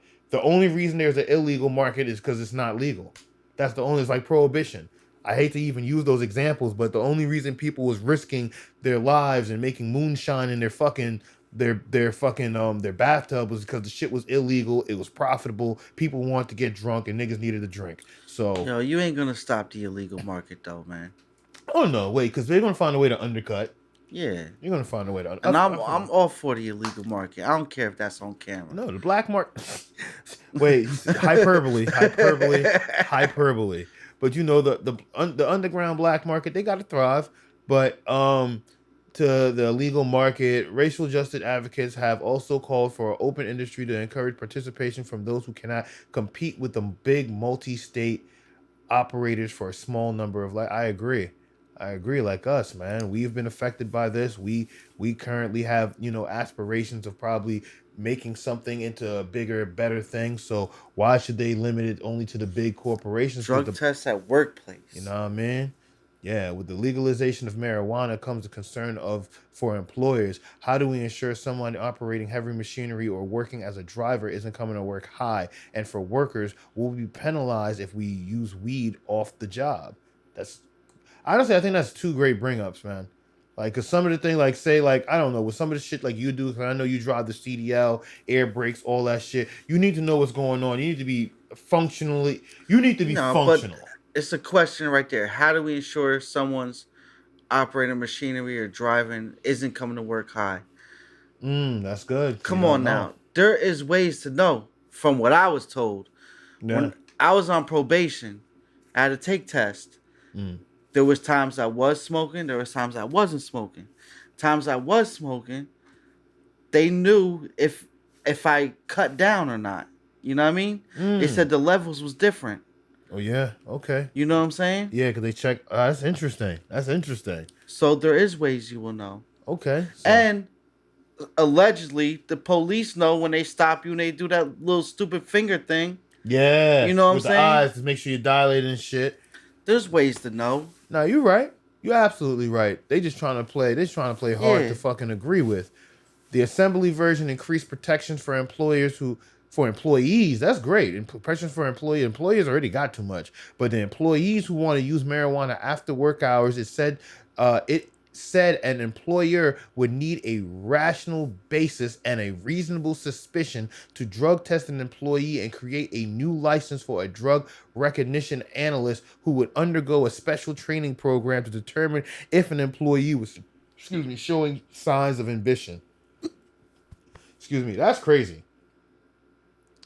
But the fact is you need to have a rational basis and a reasonable suspicion to give a drug test and create a new license for drug recognition analysts. So that's a new job. Yeah. Who would undergo a special training program to determine if an employee was showing signs of inhibition. Shout out for the new job creation. Nah, there's still some bullshit, man. Shout out to the new job. Yeah, whatever. But it's still some bullshit, man. Of course. Oh, well, there's still more. The Senate amended the bill to say an employer may require an employee to undergo a drug test upon any suspicion of an employee's usage of cannabis item while engaged in the performance of the employee's work responsibility or upon any observable signs of intoxication. That sounds reasonable, but that's still subjective and open for... You feel me? You could wake up and say you got pink eye, say you have allergies, say you got that. You feel me? That's just open for interpretation, but still, You've at that version still creates a drug recognition analyst to still creates a drug recognition. So yeah, that's still a job that's going to be created. Taxes, how they'll be spent. Both Senate and Assembly added on a tax on growers last week that would generate revenue for programs in minority communities. Undergrow Assembly version that the money from growers tax would go entirely to those programs, while the funds from a 7% sales tax would support Cannabis Regulatory Commission to reimburse the police departments for costs to train drug recognition experts to crack down on impaired driving in states' general fund. Wow, that's crazy. So they're going to charge the grower. That's so interesting. Like if I'm reading that correctly, they're charging the growers a tax. Wait, the U.S. Assembly version, the money from the growers tax would go entirely to those programs, while the fund from a 7% sales tax. Okay. So there's going to be a 7% sales tax. So there's going to be multiple taxes on this. There's going to be a grower's tax and a sales tax. That's what I'm reading right there. And the who else know what else tax. You get what I'm saying? But the 7% sales tax, that's the New Jersey state tax, 7%, will go to the support of Cannabis Regulatory Commission and reimburse police departments for costs to train recognition experts to crack down on. So the growers are basically paying the police to train the people to crack down on the people who are driving while intoxicated. This is why I love doing a little of this bullshit reporting, bro. Not bullshit, because this is actually good fucking news, but... No, yeah. But, like, when you read the fine print, like... That's BS. So, definitely a lot of this, but you've been reading this. You get what I'm saying?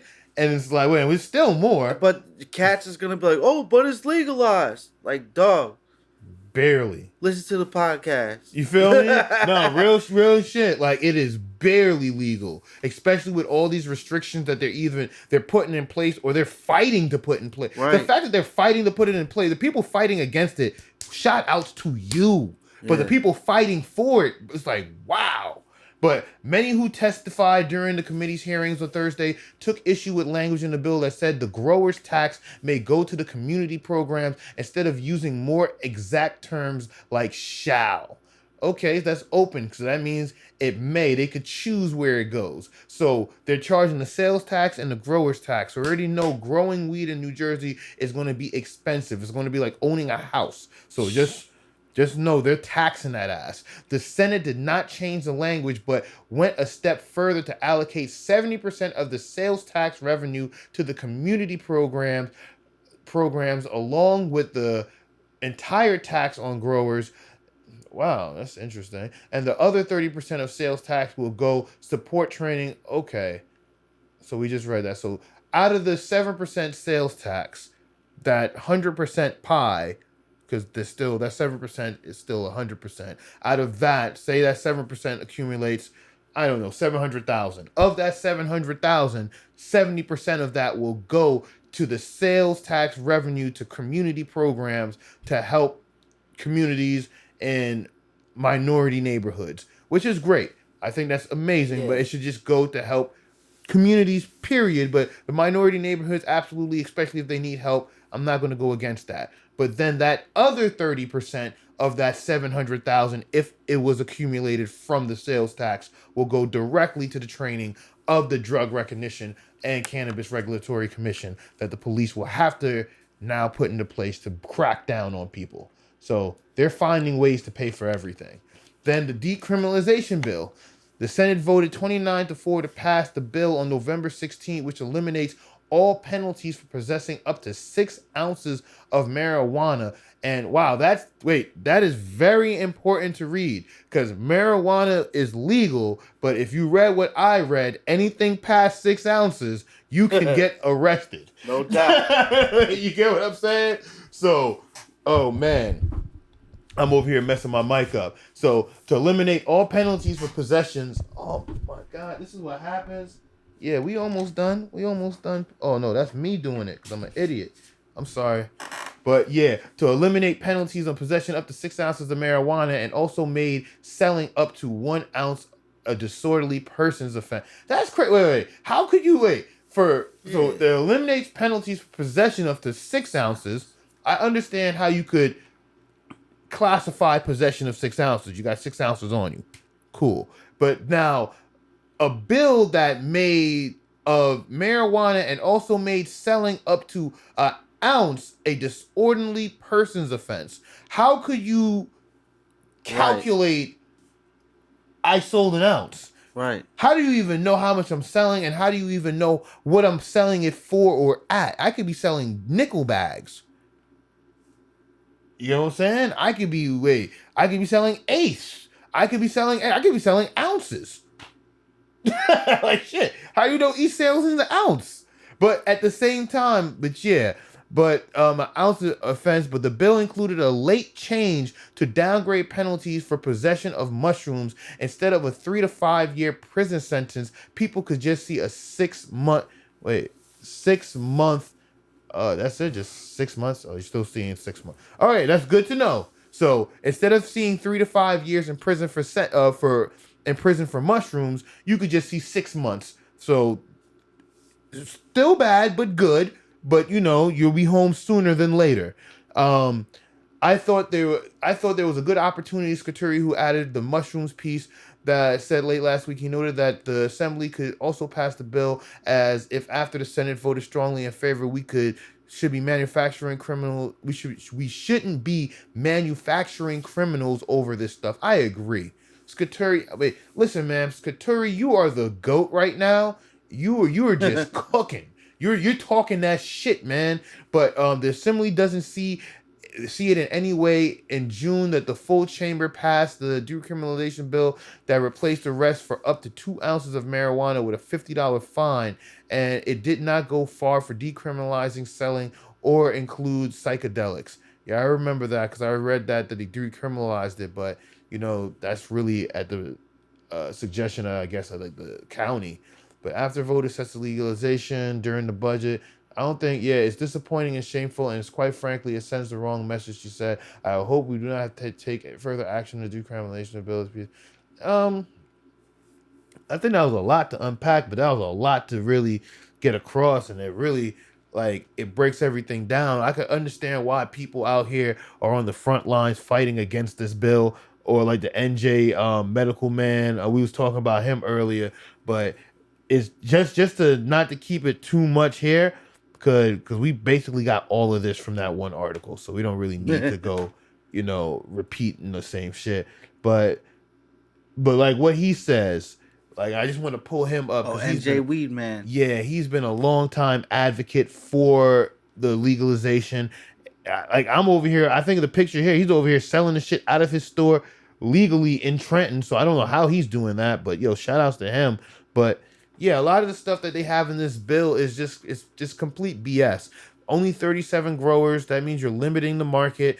The growers tax and the sales tax. That's crazy. Double taxes. So and then the taxes that you're hitting them for is going to help pay for the police to train the people to crack down on the people who want to consume the product. Not to sound redundant with all of that, but that's basically what it is. Son, just with all that tax, imagine how much it's gonna be. It's and then the suggestive may go to the community. This is gonna be too much money. They got one, I'm gonna be honest, that's mad money from the taxes, but 2, they need to open this up. When you keep it regulated, small, and centralized, you're controlling it. Yeah. You're still which really makes it feel somewhat legal. You get what I'm saying? It's only as legal as you want it to be. Mm-hmm. And then it's because that's why I'm saying, reading a lot of the stuff with a fine print, still up to 6 ounces will get you arrested. You get what I'm saying? Mushrooms is decriminalized, but you will still do 6 months and not 5 years. There is still there's a lot of good information that was in that we needed to take away and extract, but then at the same time it was the New Jersey is playing hardball. I'm gonna be honest, they need to get Colorado, they need to get LA, or just get whoever is allowing people to grow their own, because that's what it is. But the thing is, and I'm gonna be honest, why they don't want people to grow their own, the fear of tax. That's it. They can't tax what they don't know. Jersey all about that money, man. That's what it's about. It's literally a money thing. And then there's 37 licenses. The licenses are stupid expensive to get. I think it's like a couple thousands, hundred thousands, or even millions. I wouldn't doubt it because it's only 37. So I could imagine how expensive. And then the marijuana business, from what I have read, is a multi-billion-dollar business. So to assume it costing anywhere from $250,000 to $1 million is not far-fetched for anything that could rake you in a couple billion in, say, 10 years. Honestly, that's actually a fair investment. If I pay $250 now, I could get $1 billion, or even say if I pay $1 million, I could get 100 more in 10 years. That's like $10 million a year. That's great. You get what I'm saying? That's like 100,000 a year. In fact, it's just incredible. But it's to see the way they're trying to make this into a full market that's what's messing it up. Yeah. They're trying to lock it down. They're trying to keep it from the people. They're trying to really tax it. That's the problem, man. That's the problem. That's the issue. And that's what's really holding it up for everybody with Jersey. But and they probably gonna do some more bullshit with like January legal, whatever, which is cool. yeah. But January being legal, I don't think there's gonna be a store down the block selling it. You know what I'm saying? No. It's now what if it's legal, right? Mm-hmm. You got your own stash from wherever you get it from. No. But it's not from where they want you to get it from. It's a problem, right? Absolutely. And then I think even if it's like a joint. Yeah. I'm like not even more than 6 ounces. Yeah, you're right. Because they want everything to go through that. them. Yeah. And then I think they might even do something this is so crazy, but I feel this is how, it's legal, but I feel they're going to do some bullshit and fuck it up. Excuse me, because this is what they got in I think in Colorado or whatnot. You could grow weed. Oh, no, I think Seattle or Oregon. I forgot. Wherever one of those places. But you could grow it, but you can't sell it. No, for real. So to grow it, you need one license. To sell it, you need another license. But to do both, you can't. You have to choose to do one or the other. So you need to either choose that you want to be in the business of selling bud or in the business of growing bud. And since that you can't do both, there's people who grow so much bud. Think about it. And since it's like that, you could buy from anywhere. Yeah. Like, no bullshit. Oregon literally burns tons of weed away. Oh, I'll pull it up. Please. Get throws.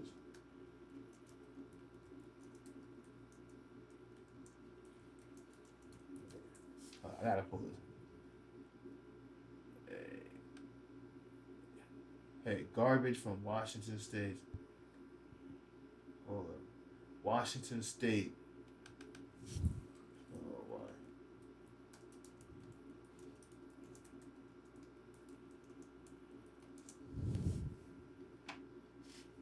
Here we go. This is an old article, but yeah, Washington State grew too much marijuana. But I think it's because of these freaking laws. While it sounds like a good problem, plummeting prices, and prices are going down because they got too much bud. Like, what the fuck you think? Yo, this is crazy. But at the state has handed out almost 1,500 licenses to grow and process cannabis. And while the state officials expected that half of those licenses holders likely to go out of business, around 1,400 licenses are still active. Accordingly to from there, each growers are allowed to cultivate up to 90,000 square feet of. I think too much of the weed. Experts post that the increase and hence the problem is further convoluted by the fact that Washington State had placed a limit on the number of retailers that can be licensed within the state, leaving farmers within a limited number of buyers of their crops. That's the problem. You feel? Well, I don't know if I'm describing it right, but the growing and the selling of the bud is too independent. Mm-hmm. So you have 1,500 licenses to people to grow bud, but retail license. Oh wait, right here. Cannabis Broad already has increased the number of retail licenses from 300 to 556 in 3 times. Just look, it's 3 times as many growers as there are retail stores. And just like I said, that's the problem. In order to sell weed, you need so you can't do the both. Can't do both. So that's why they got too much weed. And they gotta throw this shit away. You can't do both. All right. This hold is on, crazy. hold on. Like, if you can't do both, right? If I'm growing it, yeah. If everybody's growing it, yeah. But we don't got the license to sell it, where's the sellers getting it from? Black market.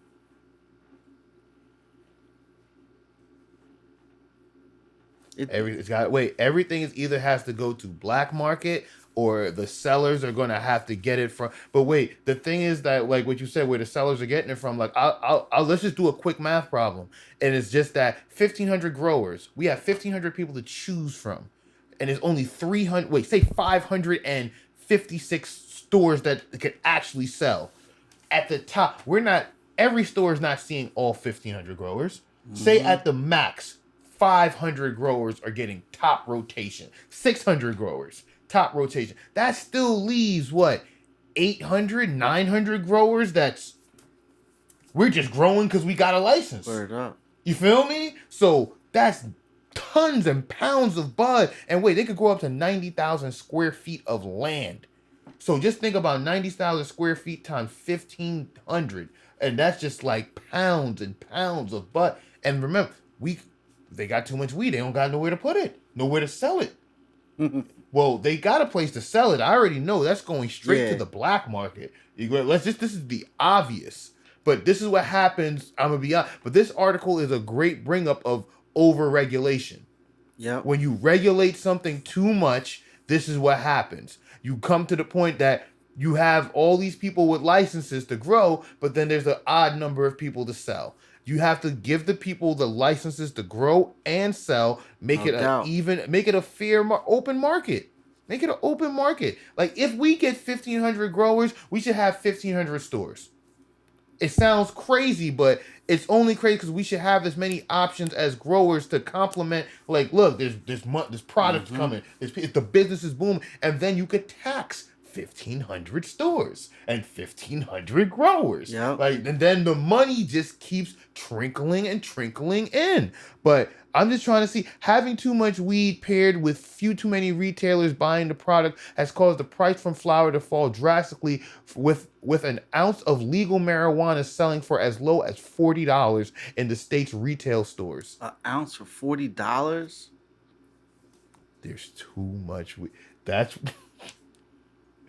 Bro, wait, yo, P, just read it like on some street shit. Like, wait, $40? I could make a killing with $200. Word up. Like niggas is definitely, we're going there with a couple bags of better. But if you had $200, that's 40, 80, 120, 160. That's five.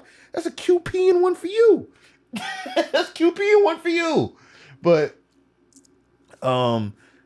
yes, but the fractured chain of supply and demand has driven some farmers out of business. As Washington State looks to tackle the problems of having too much weed, Crystal Oliver, the Cannabis Farmer Council, tell Inlander that one of her main concerns about larger farms are buying up grow license, rapidly expanding and chasing smaller farmers out and forcing them to keep up. But that's another problem too. Big bank takes little bank. Hey, man. That's what sounds like to me the growing license is the license to have. Oh, of course. If it's one to grow, the skill to grow and to legally grow is, like I said, because this is a $1 billion market. And the reason why this is good, like me, I'm all about ownership and control. And it's not to sound like I'm a fucking control freak or nothing, but it's like I see the value of owning something or control. Like if you created freaking Sprint, that's yours. Mm-hmm. So for the rest of your life, unless you feel like you are an urge to sell, and even if with a sale, you could still hold on to 10%, still get kickbacks every year. Well, you could design the deal or contract however you want because it's yours, you made it, you own it, somebody wants it, declared its value there. But the point I'm trying to get across is that there is value in, say, knowing how to grow, having a grower's license, being able to sell legally. Because like I said, this is a $1 billion. There's not many $1 billion businesses outside of tech, marijuana, and some probably politics and porn. But just think about Garbage. Garbage. Wait, $1 billion businesses. Wait, and that's talking on the return. So we're looking at this and all of these. There's a cost of entry.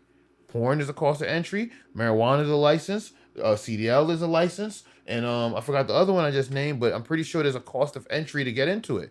So it's like just knowing like these and then owning these licenses. There's a value in it. You could take that anywhere. Boom, I could do this anywhere. I could get my own truck and then it's the game up. You feel me? I could do this but then again, it just comes back to the whole ownership, because once you got this license, granted, I know it's probably only for New Jersey, but you could oh man, there's blood. Like I only heard about this recently on another podcast, but the marijuana game is just as bad as the dope game. There was a big massacre that took place a few months back at a because of what I'm talking about now. It's like I hate being correct, but I know when I'm right. It's only because I'm like, there's the money and the value. Let me pull this up.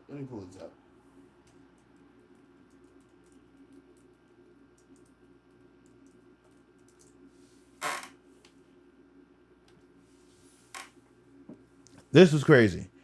This is September. So this is November, September, October, November. So we're almost on our way out. 7 dead in major pot operation in California with markings of organized crime.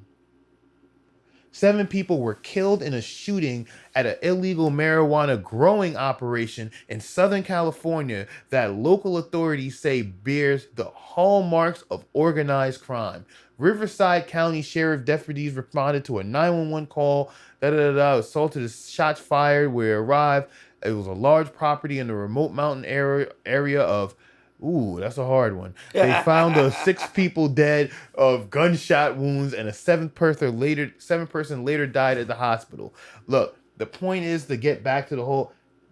There is power and value in this. Hell yeah. And when I say that, it's deeper than just say the license. Yeah, there's power in the license, there's value in the license, but when you look at it from the point of view like big bank take little bank, no, if you're this is like the dope game. Yeah. It's the dope game. It's like, no, you're in the way. You feel me? Like you're cool. What we're doing here is on a big scale. People like this is drugs. Let's just really look at it. There's no other way to look. This is drugs, and we're talking billions of dollars type of money that could change lives. And when I say change lives for the good or the worse, and clearly it happened for the worse in this situation, but in other cases it is for the best, because right now, a grow operation like this, I'm not sure if they said it, but it's like, hold up. All right. Deputies arrived. They found 400 marijuana plants, as well as more than 1,000 pounds of processed marijuana with a street value from anywhere of $1 million to more than $5 million. Listen, 400 plants. Let's just do the math here. 400 also plants. Found equipment used to make hash oil. And remember, this is the ownership. You own this. It's like I always, like, I'm just trying to imagine, like, yo, buying weed these days has gotten expensive, and the premiums, or it's probably gotten cheaper since back in the day. But say buying an ounce of bud was $200. You buy an ounce of bud for $200. Literally, how much do you have to break that down or sell that for to make a full flip? You can't sell eighths or dubs. You're going to have to go nickel and diamond. Or I'm not sure. I'm just assuming. But I'm only using this math scenario to be like, how much does it now cost if you grow it? Time? What's time? 4 months? Right. So if you could do 4 months and you could put out, and say you were buying an ounce for $200, you could now sell that same ounce if the market value was still the same for $200, or you could even cut the market since you're paying nothing. Yeah. $150. I got ounces for $150. You could, if you could kick that out on a consistent basis on a quart, there's value in that. There's money. There's millions. I'm just saying, like, this because it's like the best way to put it is like, if you rent a store and you sell, like, say Best Buy, let's just use that as an example. How much you think Best Buy would save if they didn't have to pay for rent? Billions. You get what I'm saying? Or like, or even let's use an even better example because this is what Apple is doing. Apple not only owns all their products, they only sell their products. Well, they sell third-party stuff, but they mainly sell their own products that they make and design. Yeah. And they have full control and ownership. And not only do they have that, when you maintain all control throughout the process, they have one of the biggest bank accounts. I think Apple has on hand built layout. How much? And is it true with Apple? I'm not sure. Correct me if I'm wrong. With the certain apps, if they're not getting the right money off the top, then them apps gotta go. Yeah, they gotta go. They cut. Wait, it's 30% off the top. Wait, their cut is 30 off the top. I don't care how much you make. We getting 30. And wait, Apple now has 192.8 billion in cash on hand. Listen, wait. In cash. That is a huge number to really wait. It's important because when you look up net worth or you talk value of a company, people always go like it's worth 140 billion or it's worth a something like Amazon is worth a couple billion. You get what I'm saying? And I'm not just saying like I don't know how much Amazon probably has that same amount on hand. Let me find out how much cash does Amazon have on hand?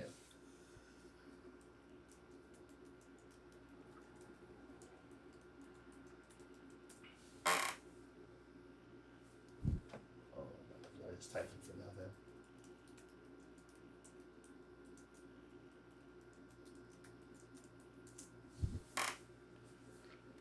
Okay. How much cash does the... All right, let's check this out. How much cash are the 5 tech giants holding?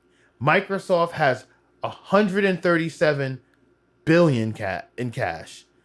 Alphabet, which is the Google company, has 117 billion in cash.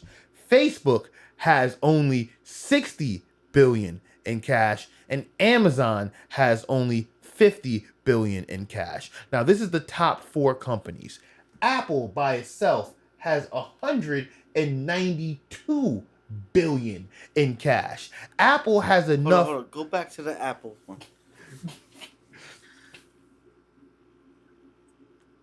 Thursday, that's down from Apple's to 2020 when it reported 207 billion on cash in hand. Oh,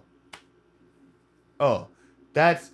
Wait. I see what you mean. They have 192, which is reported from their last quarter. Yeah, which is then now in the second quarter of the year, right? Yeah. Oh, yeah, that's down from Apple's fiscal one. Whatever. Yeah, they used to. Yeah, it's down because they had 207 on hand. Oh, okay, that's what it was. They had 207, but that's even crazy. Yeah, they went down, but they still up. They went down, but even if they had 207, if they had just even at 192, they have enough to buy Google. Well, not to buy, but they have as much as Google, Facebook, and Amazon. 60. No. I'm gassing. Wait, shit. If they were still at 207, they did 60. That's 170. At 207, they would have been like about 5 billion less than Google, Facebook, and Amazon combined. But they damn sure have more than Facebook and Amazon combined, and they have more than Google and Facebook combined, and they have more than Microsoft and Facebook combined. A little bit less than them combined. It's just think about it. Apple has more cash on hand than 2 companies combined on hand. But the point is that they own their whole process. This is the advantage of owning and holding the whole process all the way through. So you feel me? It's like, with that being said, I ain't even gonna hold you. We've been cooking.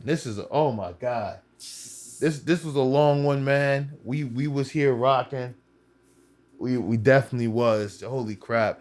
This is a special episode. This one's definitely going to go up, get chopped up. I'm not even going to hold you. I don't even think we're going to do one till like December. So this one's going to hold you over for a while. But yo, real talk. But well, I don't know. SP the Dope, you coming back for the next one? Hey, man, I'll come back. All right, because we're going to do a hip-hop set it up, you know what I'm saying? Of course, without the technical difficulties, but we'll be back. Like I said, I am your host, Piff Beats. You can find me at Piff Beats on Instagram and on Twitter. And don't forget you subscribe to the podcast on YouTube, Apple Music, SoundCloud, Spotify, wherever it's suitable and convenient for you to listen. Subscribe, like, comment, all that good stuff. And to the left of me, the best of me, my good brother SP. Please talk to people. Tell them where they can find you. Shout out anything you want to, rep your crew, rep everything. Talk to the people. Nah, man, I'll just keep it short and sweet. You know what I'm saying? Just find me on Instagram, Rock Deville. You know what I mean? ROCDEVILLE. That's it. Just go on to Apple Music, whatever. Search that Piff Beats 2 Lost Tapes. Let's get that rolling. You know what I'm saying? Hey, you already know. And this was a fucking banger. The Daily Heat Check Smokecast, episode 63. Be thankful, cast. We appreciate y'all, and we are out. Peace.